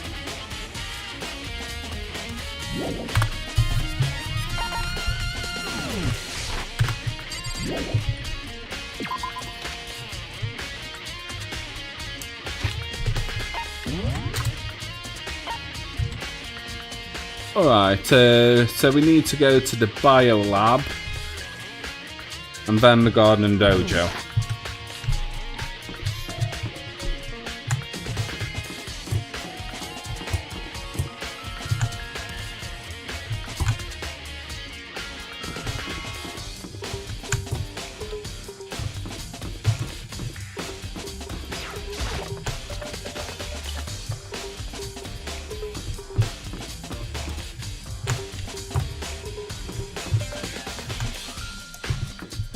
I'll do the biolab first. That's not the biolab. This is the biolab.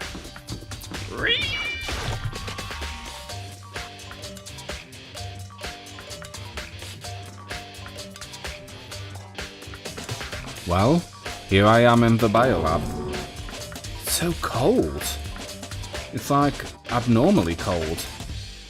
I feel like I'm in a giant refrigerator. Seriously, why is it so cold? There's a stack of tarps in here. I've been seeing a lot of those things lately. Yeah, I wonder why. Oh, so cold. Why is it cold in here? That's the first thing I need to figure out. Well, if we have a looky over here. There's some kind of weird machine or something built into the wall. And on the left side we have a bunch of glowing blue lights. But on the other side, there's some kind of weird machine. Blah blah blah. I've seen this kind of thing in horror movies and stuff. It's a fridge for storing dead bodies. Does that mean this biolab is actually a morgue? I should probably take a closer look around. Some kind of weird machine. The ones on the left, the right ones, the lights are off. So come on, open it up then.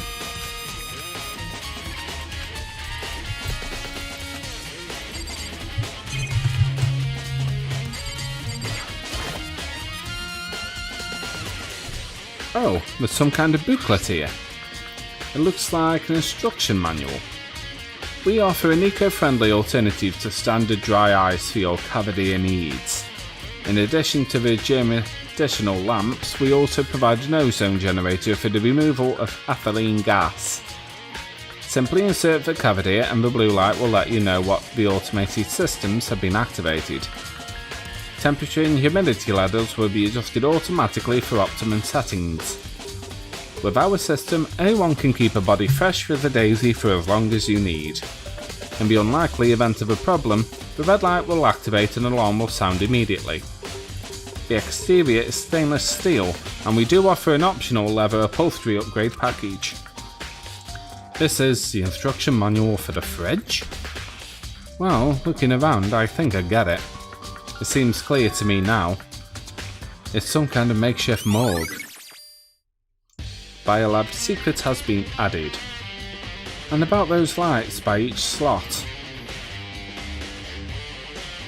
It looks like it's set up to be when a slot is occupied, the blue light comes on. Which could mean inside each slot lit up in blue, another one of the victims is... I can't let my emotions take control right now. There's only one thing I can do for everybody who's died, and that is defeat the mastermind. And to do that, I have to continue my investigation. I don't have any other option.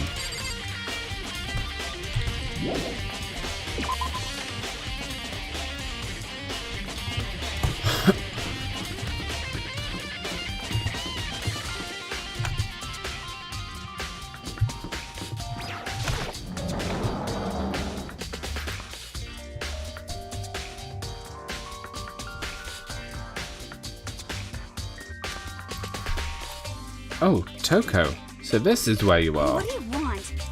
What do you want? Am I so disgusting you want me out of your sight? No, that's not it at all. I just thought maybe you'd found a clue. Well, I haven't. I didn't find anything. Not one single clue.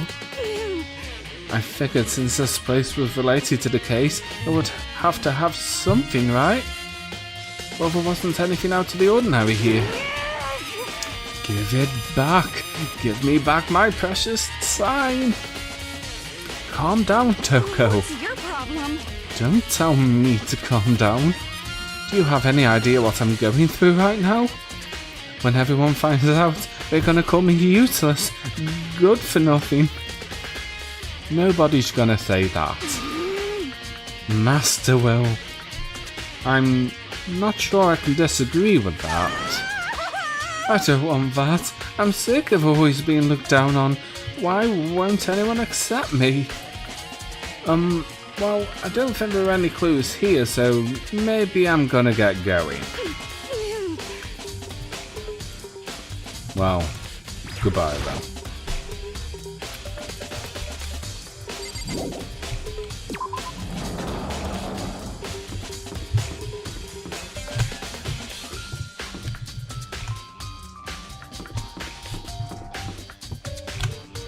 Oh, Jesus Christ, I can't find anything. There we go. Free. Into the garden.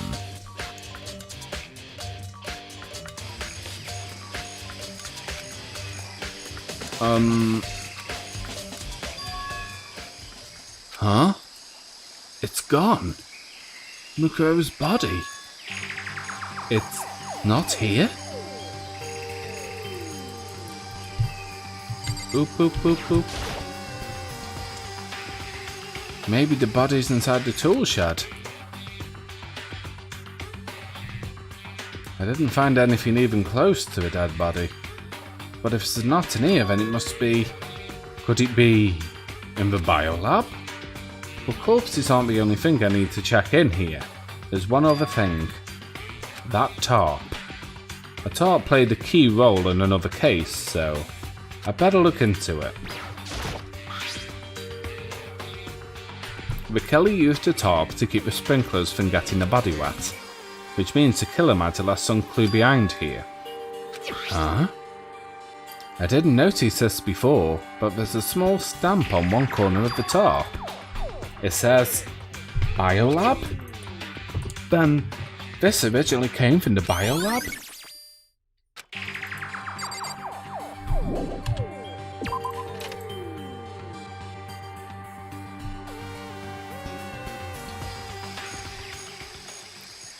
That's all I really needed to check here. Okay, then I believe it's back to the biolab.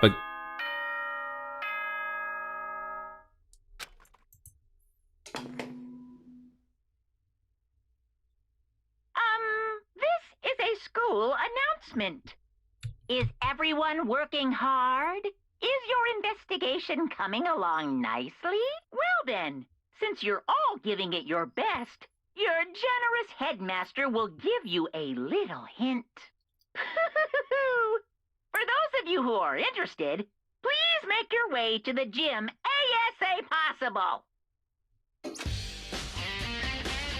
What? Now he wants to give us a hint? It's suspicious, there's no doubt about this. But this could be a trap. But even knowing that, he said to go to the gym, right? Oh, we've got no choice.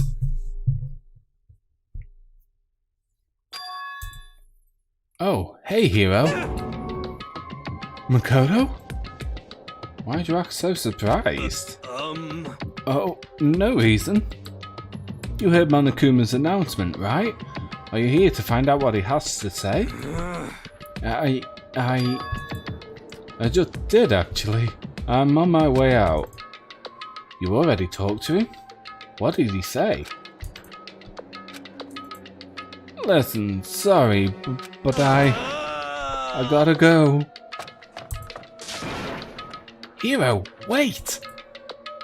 There was no point in trying to stop him. He ran off like a frightened animal. Hero? It was like he was trying to avoid me. I was hoping to talk to him about the notebook I had found in the locker.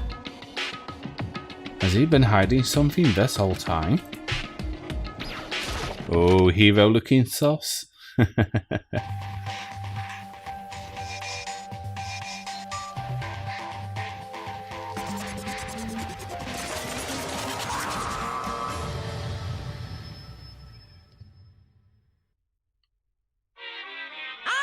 am Monokuma!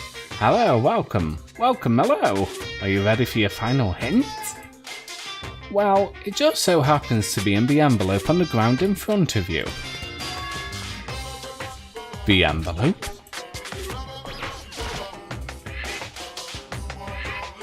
This must be the envelope. And just so you know, I won't be answering any questions about what you found inside. What? Don't worry, just get on with it. Monokuma's cryptic words didn't make me feel any better, but I picked up the envelope and opened it. What I found was a single photograph. It featured a bunch of faces I recognised extremely well.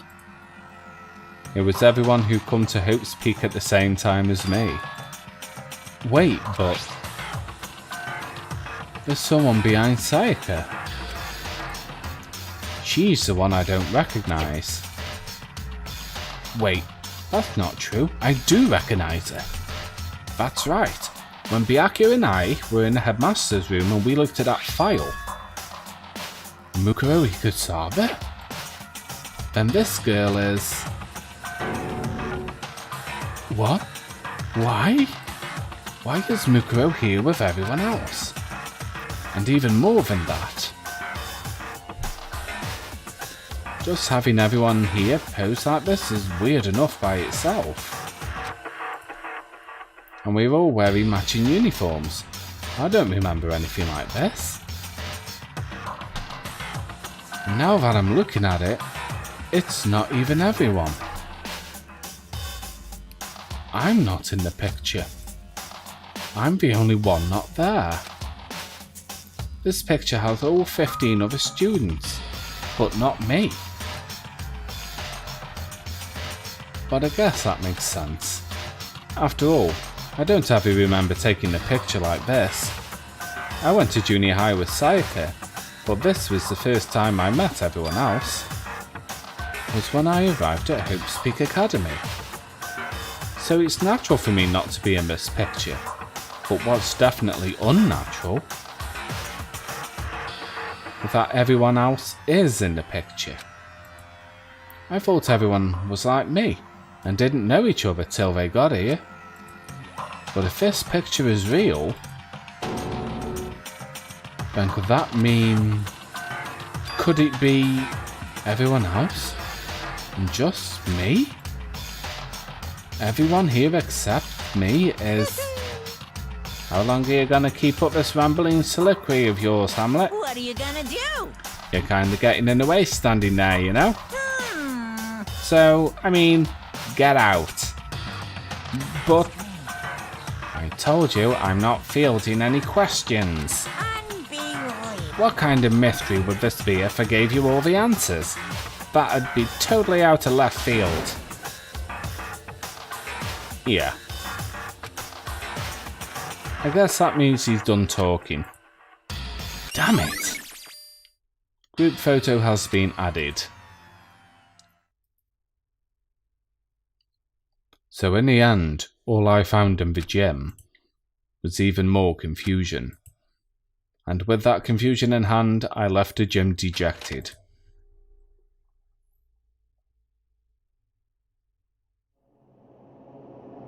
How does that count as a hint? It just made me even more confused. Is that what Monokuma was going for? Did he put together a fake photo just to confuse me? But it looked so real, so full of life. How could anyone fake that? Which would mean everyone but me. Maybe I should just ask everyone directly. That should clear all this up. No, I have to clear all this up. Alright, so we're going on a hunt for everyone else. Alright, where is everyone?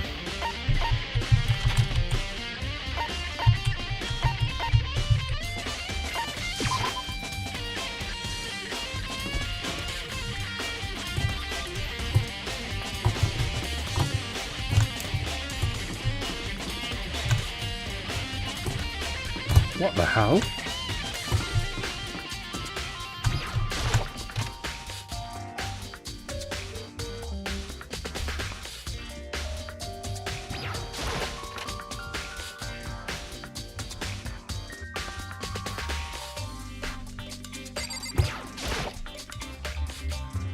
Oh, Byakuya. Listen, do you think we could talk? Byakuya? That's enough. I have nothing to talk to you about. Don't talk to me as if we are friends. Hey, Byakuya, wait! But of course he didn't. He just walked away. What the? Why was he acting like that? Like he was purposely trying to avoid me. Well,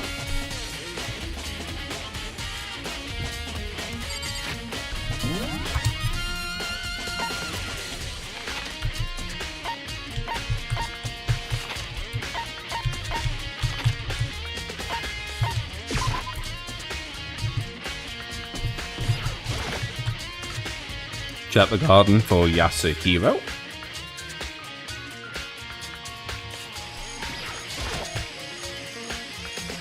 Hey, Hiro. Makoto. What's going on with you? Every time I see you, you freak out like that. No. No. Sorry, but I'm in a big hurry. Once again, he ran off like a terrified rabbit. Hiro, what's wrong? I still wasn't able to talk to him about the notebook I'd found. It was like he was avoiding me. Like he was afraid of me. Why?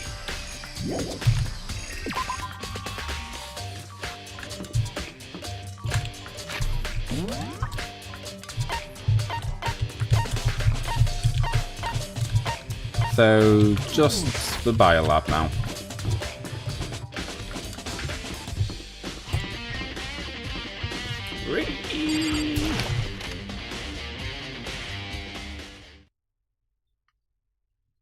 I decided to visit the biolab one more time, and the first thing I saw when I got there was her, passed out.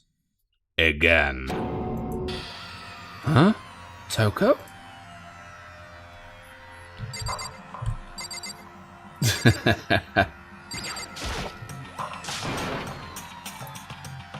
Toko, are you okay? No. No, she's not dead, is she?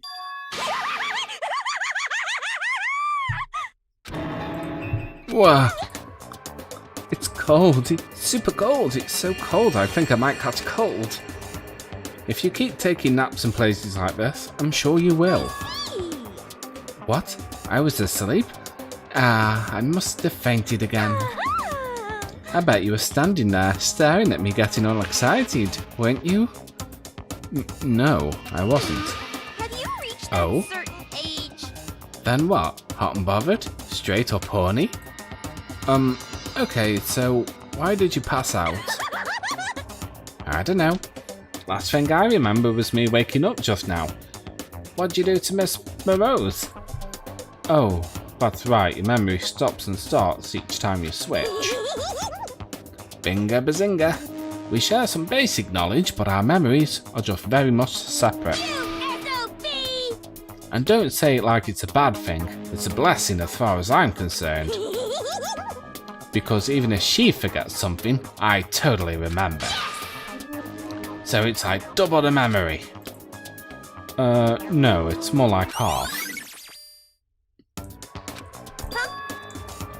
But all I want to know right now is, where's my little darling?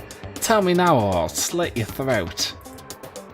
I don't know. I'm sure Byakuya's somewhere around doing his own investigating. Yes, yes. By himself?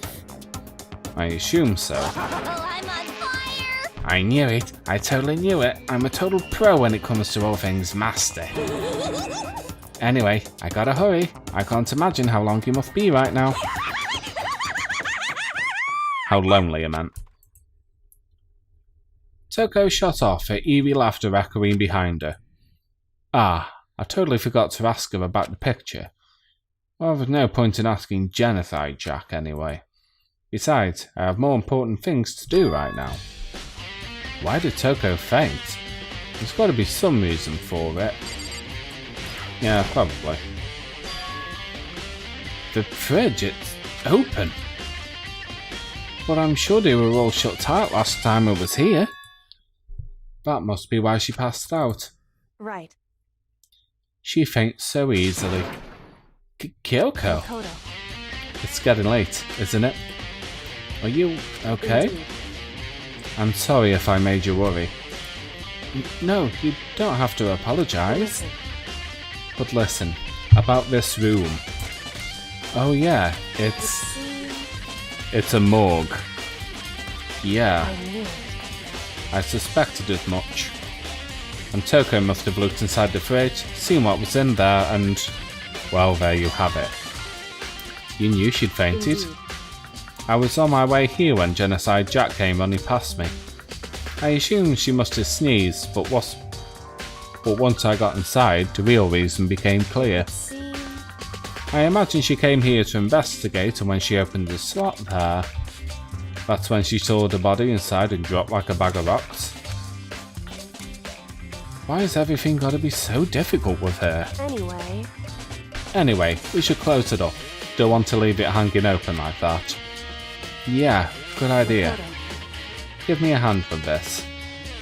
Kyoko approached the fridge, hands outstretched. But suddenly, she stopped. What's wrong? Listen. Maybe we should wait a second before closing it. Huh? How come?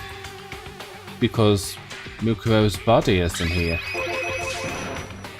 Mukuro's corpse? Mukuro's body is inside the fridge? I see. Just like every other time, the mastermind probably brought it up here while we were in the class trial. The mastermind did it? Because they assumed we wouldn't be doing the class trial over again, I guess. So, You might be right. Either way, now we can finally get a good look at the body. Oh, that's right.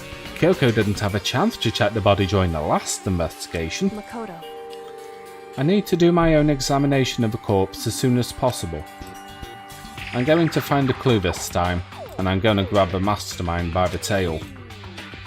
Okay, so what should I do? Then, Why don't you just wait over there?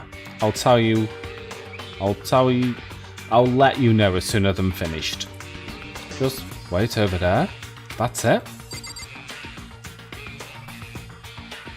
Wait over where?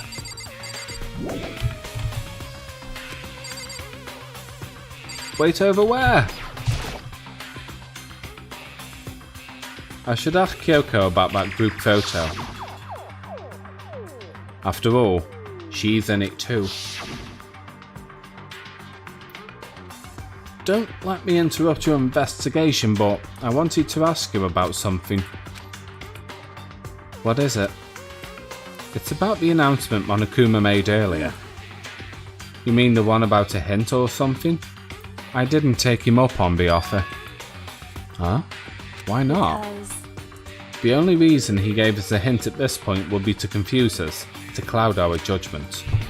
I can solve this mystery on my own, without whatever hints he may have to offer. That's a good point. I wish I could go back and do the same thing, but what's done is done, I guess. Standing here looking at her, I don't think she's hiding anything from me. Is she right? Did the mastermind forge that picture as a trap to confuse us? That's gotta be it. There's no other explanation.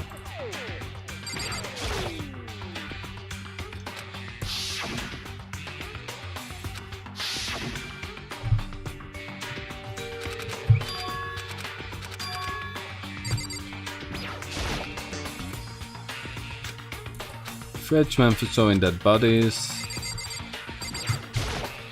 Do we look in here now, or...? Same one as I found in the garden tool shed, and if I remember that tart, it had a stamp on it that said Biolab. That tarp was used to help camouflage a murder in the garden. At some point someone must have got it from the Biolab and took it over there. Except that the Biolab was completely locked at that point.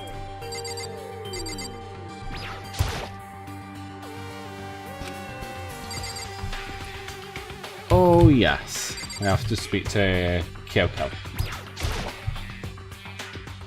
I should ask Kyoko, but... Really?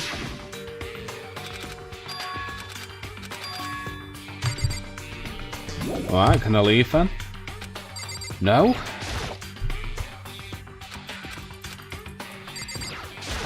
Okay, what about this? On the left side of the refrigerator, a bunch of blue lights are on. It would seem that the blue lights come on when the slot is occupied. So when someone's in there, the blue light comes on. Looking around the number of lights that are on, including Mukuro's, there's 9 in all.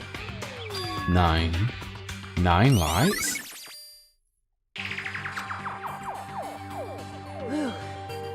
Okay, Makoto, I'm done. Already? Jeez, that was fast. Indeed. Anyone can do good work if they go slow. In that spirit, I'll make my report brief. The left side, yeah. So, did you find anything? Indeed. I paid careful attention to the wounds and the traces of blood, and it seems highly likely that the stomach wound and blow to the back of the head were inflicted after death. Really? The burnt tissue makes things a little different, but I'm completely confident in my findings. So that means neither of those were the fatal injury, right? Then what was the fatal injury? Due to the explosion, the victim's identity is unknown. They were, however, dead before the blast. The victim has been stabbed a single time with a knife which went completely through the body. They'd also been struck in the head with an object about as thick as a metal pie. The body was covered with other wounds, but these were several days old. The only other option is those other wounds, but the file says they were old. Where does it say they're old? Huh? All the Monokuma file says is that they were inflicted at least several days ago. I guess I don't see the difference. Wrong. Well, the difference is immense, considering the impression they give. Listen. You seem to be equating several days old with simply old. However, But that doesn't quite follow logically. Old wounds, it makes it sound like they've been there forever, like they're not related to the murder. Are you saying they are? But we all got the Monokuma file right after she was killed, right? So if the wounds were at least several days old, there's no way we could have had anything to do with it. so then, But what if Mukuro herself wasn't killed within the last few days? at What? the very least, Certainly, you can allow it as one of the many possibilities, can't you? One of many? right.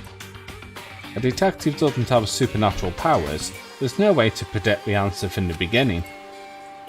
Instead, the ideal detective begins by imagining as many possible scenarios as they can. In other words, They envision these possibilities without prejudice, without bias, using only their logic and common sense. Then, as they investigate, they test out what they find against each of these possibilities. Of course, me telling you this doesn't mean you'll be any good at detective work, but beyond using that to solve a particular mystery, you should keep it in mind for the future. Kyoko's account has been added. So, if there's anything else you'd like to know about the condition of the body, now's the time. Come to think of it, there was one thing. Earlier, when I was looking at Mukuro's profile, it listed her height and weight. so 5 foot 7 inches, 97 pounds, vitals were 31, 22, 32. Did I get all that correct? You remembered all that? They are indeed consistent with the corpse. So then... And don't forget about the Fenrir tattoo. There's absolutely no mistake. Indeed. Our victim in this case is, without a doubt, Mukuro Ikutabe. And? Is that all you wanted to ask? Yeah, I think so. So then, Then it looks like we have no further business with Mukuro's body. Let's get going. It's kinda chilly in here. Oh, wait, are we not gonna put the body back? Don't you think it's kinda sad leaving it out like this? why? Sad? Did you forget? She was our enemy once. A part of the ultimate despair. But she got killed. She's still a victim. Hey, Have you ever heard the phrase, you reap what you sow? Well, yeah, but still. You really are naive, you know that? It's really quite appalling. But she could have abandoned me, but she decided to help me instead. So for someone like that, what does it mean to be naive? so then, I think we have done all we can do here. Let's get back to our separate investigations, yes? Ah, hold on. I still have one more thing to do. Something I need to talk to Kyoko about. I need to ask her about the pocketbook I found in that locker. Don't lie, Kyoko, you appreciate it. Indeed. If I don't do it now...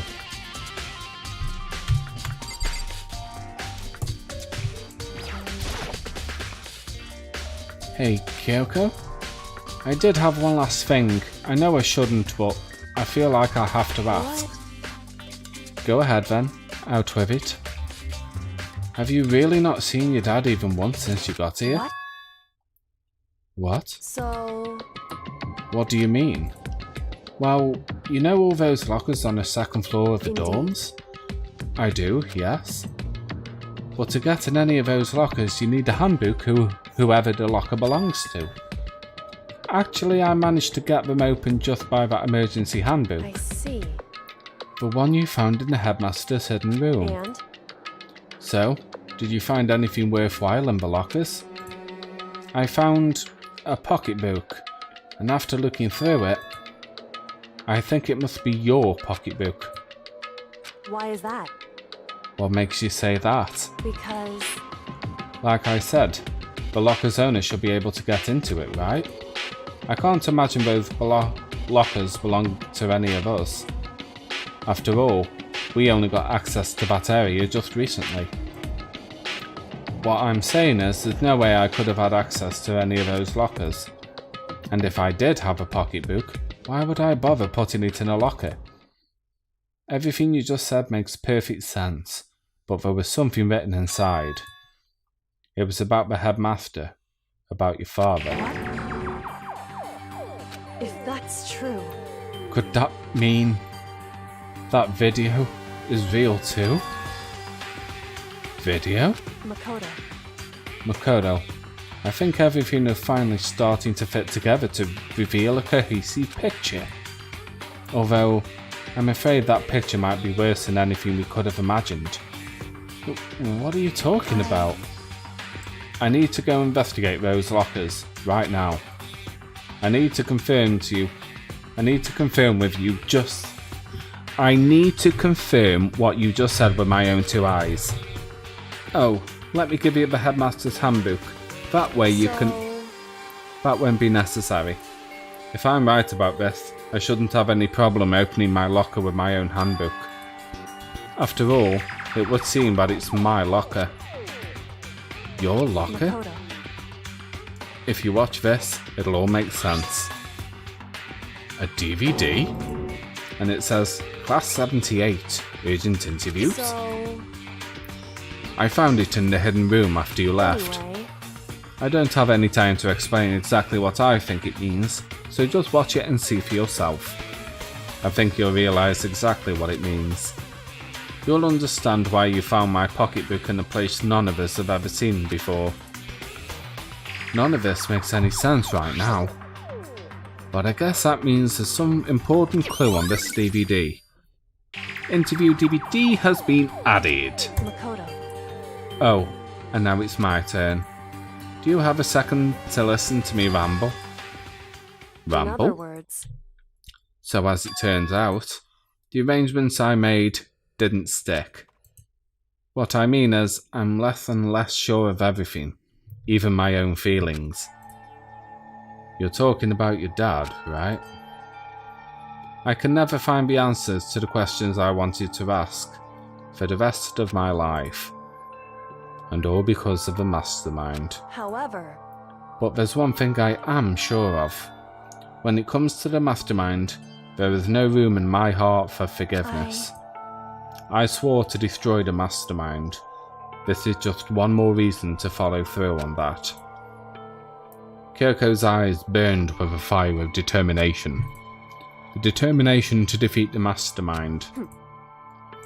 It's strange to be confronted with his death and suddenly feel this way.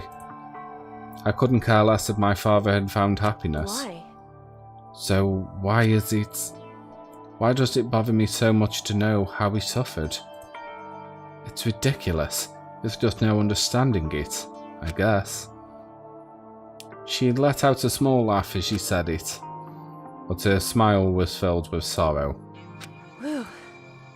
So, that's it for my rambling. There's still much to do before I can consider my task complete. Yeah.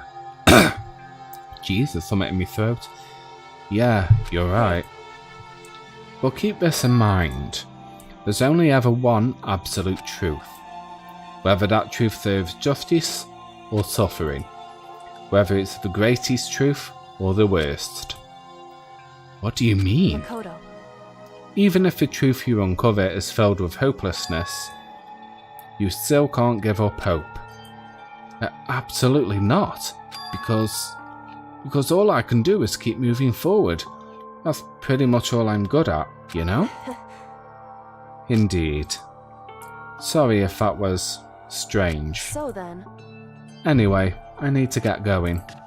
I'll see you at the class trial. Leaving behind that final farewell, Kyoko was gone. I'd better get going myself. I got that DVD from Kyoko. I should head to the AV room to check it out. Kyoko said something about hopeless truth, but no matter what happens, I won't lose hope. Even if it's the worst truth in the world, I can't afford to lose. Yeah, it is sad on Kyoko, it really is. Right, let's yeah,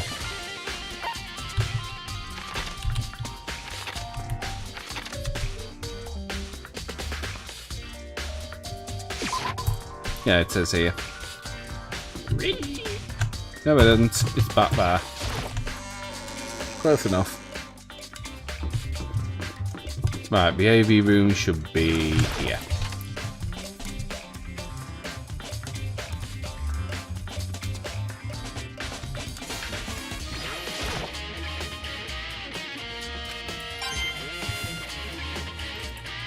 Oh, idiot. This should be able to play DVDs just fine. Well then, I better take a look.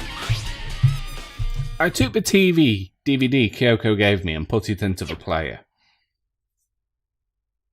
It said that it was playing, but nothing appeared on screen.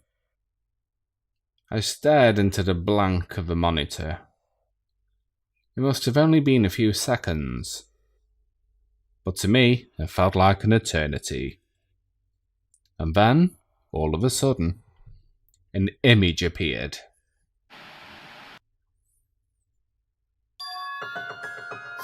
Sayaka? It took me by total surprise. I haven't seen Sayaka in who knows how long, and there she was. Okay then, are you ready to begin?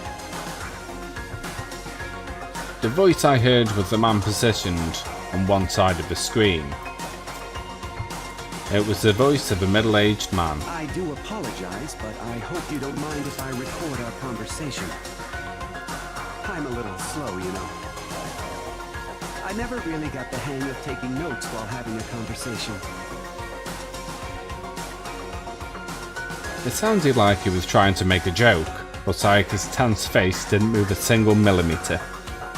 So this video is meant to serve as a kind of contract substitute. It's not that I don't trust you guys. It's more like insurance. So please don't worry too much. Now then, let me get straight to the point. There is a chance that you may have to spend the rest of your life here in the school. Can you accept that? You want me to accept that? Sayaka was obviously at a total loss. It made total sense. Who would agree to spending the rest of your life in this school? Except... what? You. And I'm sorry about all this. Well, I can promise you that I will do everything in my power to keep you safe. As the headmaster of Hope's Peak Academy, I give you my word.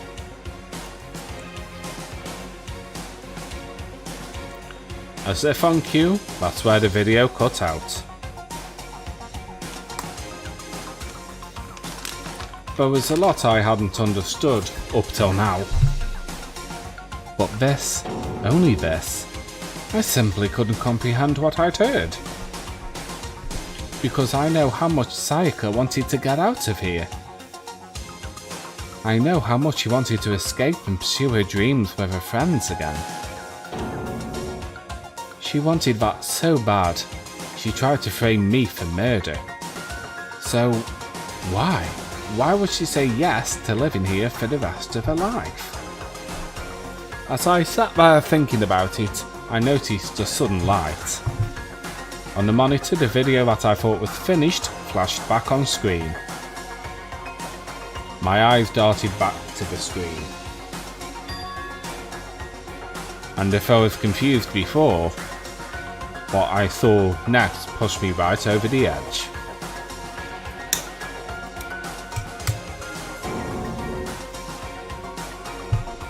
What I saw was me. Impossibly, undeniably me. Before we begin, I should let you know that I'll be recording our conversation. Yes. We and the headmaster were looking at each other. He and I were having what seemed like a fairly normal conversation. But I, the I in here and now, had absolutely no memory of it. I had no memory of even meeting the headmaster, much less sitting down to talk to him like this. Now, shall we get straight to the point? Makoto, there's a chance you may have to spend the rest of your life here in the school. Can you accept that? Yes. This can't be real. I I'm said sorry yes. I'm putting you through all this. Well, I mean, we don't have much of a choice, do we? But I promise that as long as you're in this school, I will do everything I can to protect you. As the headmaster of Hope's Peak Academy, that's the very least I can do for you.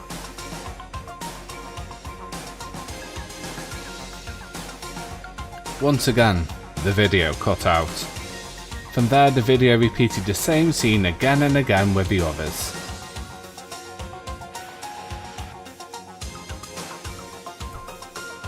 Byakuya, Toko,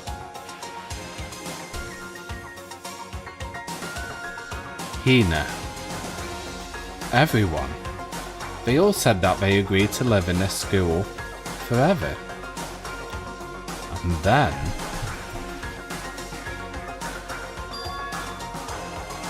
Kyoko.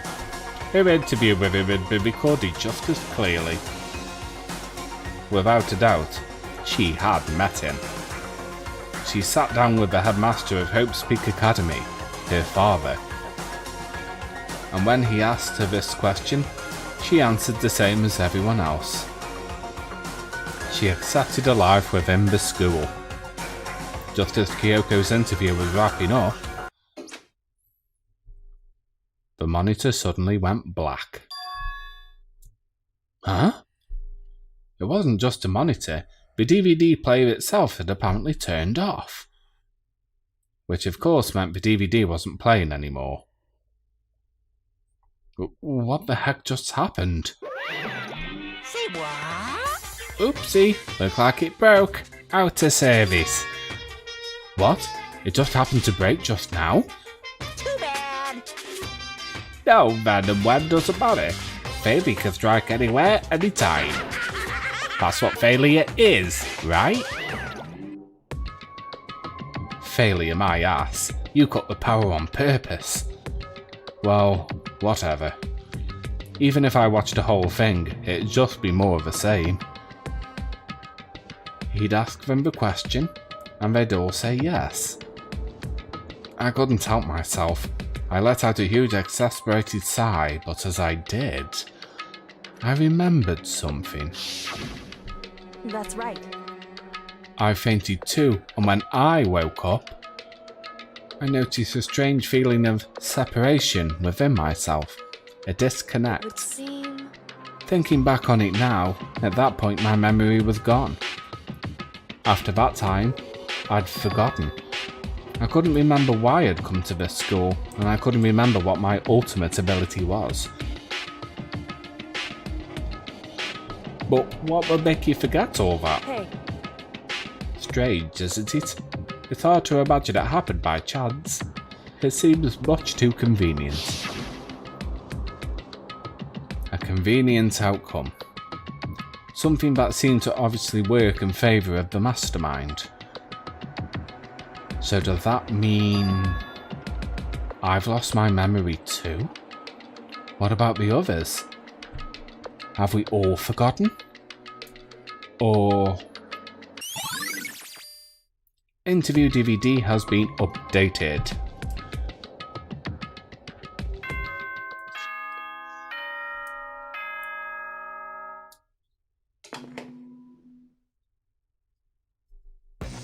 For anything that has a start, there has to be an end. And if the end comes, then that means it's time for a fresh start. There is no night that doesn't have a dawn. Although that dawn is totally pitch black.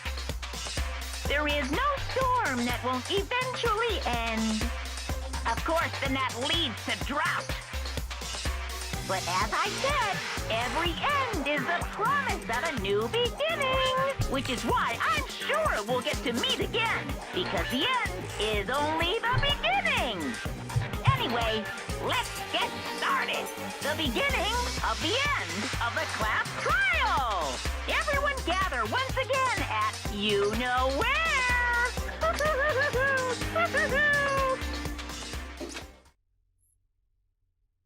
It's about to begin again. The class trial is going to start. The final class trial. The last time all allies will be on the line. The last time hope and despair are on the line.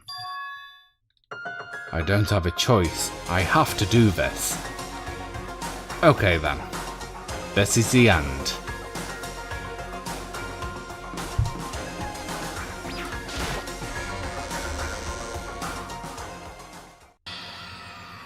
I guess I'm the first one here this time. Makoto, You're early, Makoto. listen. Does that mean you feel prepared?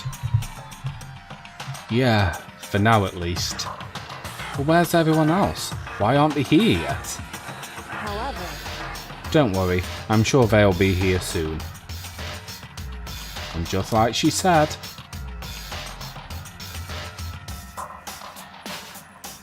Byakuya? The Byakuya? They arrived, one after another. But they were all in the same state of shock. Hina? Hiro? Silence. And it wasn't any normal silence. It was the deafening silence of fear and suspicion. It was like the first class trial. You called for me and so I appeared. I'm late.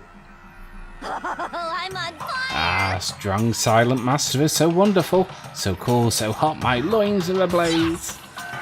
Now listen, everything will be just fine if you leave it to me.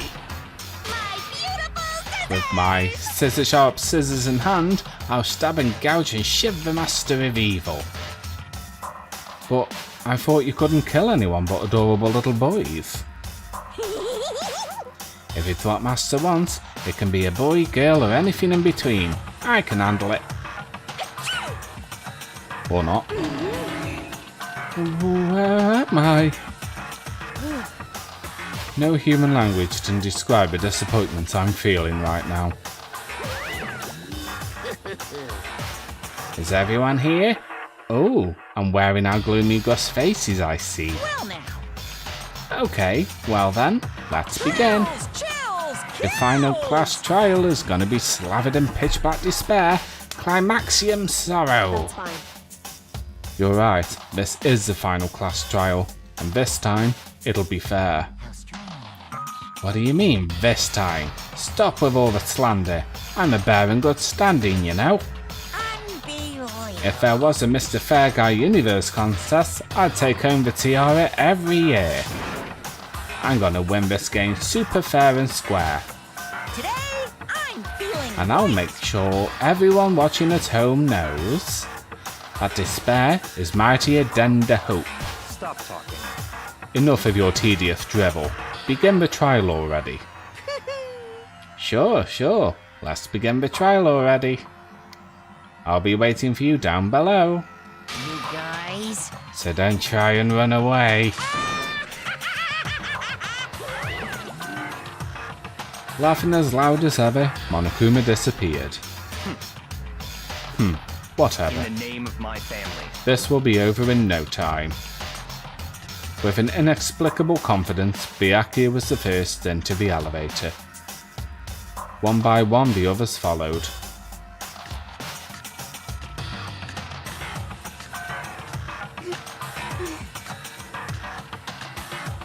Nobody made eye contact. Nobody said a word. They just disappeared into the elevator.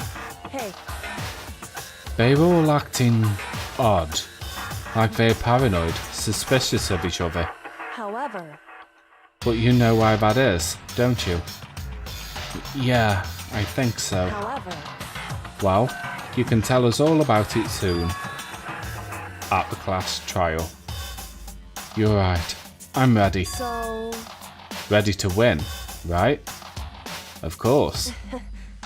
I'm glad to hear you say that. And then Kyoko was aboard the elevator. I'm slowly making my way towards the opening. Step after step, that gaping maw. I'd resolved that this would be the last time. I repeated to myself that there was no fear, no mystery left. I pushed the anxiety down, calmed my trembling body. And finally, on steady legs, I passed the threshold and stood in the elevator. Without warning, it began to descend. Deeper and deeper. Deeper, deeper, deeper still. Deeper and deeper, deeper and deeper, deeper and deeper. Deeper and deeper it fell. I closed my eyes and sight fell away. All sound too disappeared. Alone in the universe, I waited for the elevator doors to open for the last time. What could have been seconds or centuries later, the microwave was ready. I slowly opened my eyes. This is the final trial site? What do you think? It's just the perfect background for deciding a person's fate. It's a long-awaited last stage, the always exciting final boss battle. And I'm gonna sit in on this one. I'll sit right here in the vacant 16th seat. Well then, let's begin! Yes, I will save. And that is the end of the stream for today. I think I'm definitely going to finish this one up tomorrow. Failing tomorrow, if anything unexpected comes up, it will be on Saturday I'll finish. Oh, crikey, that was a good stretch. Fun times indeed. So, thank you very much for everybody who has stopped by. It is truly much appreciated. And yeah, I'll see you either tomorrow or Saturday, no doubt. I'll have to watch the VOD tomorrow. I have a bunch of errands tomorrow. I could always leave it until Saturday. Yeah, no worries. It's always good to stream this game. It's pretty cool. Like, hopefully we might have some new people dropping in when I do the second game. You know, if some people aren't as fond as the first one, they might prefer the second, or they might prefer V3 because it's a longer game or more recent, something like that. And I'll probably no doubt be streaming Danganronpa S Summer Camp when that comes out in December as well anyway, which is all good. Right, I am going to have to leave it there because it's like midnight where I am. So thank you very much for everyone who stopped by, and I will see you in the next one. Have a good one, guys.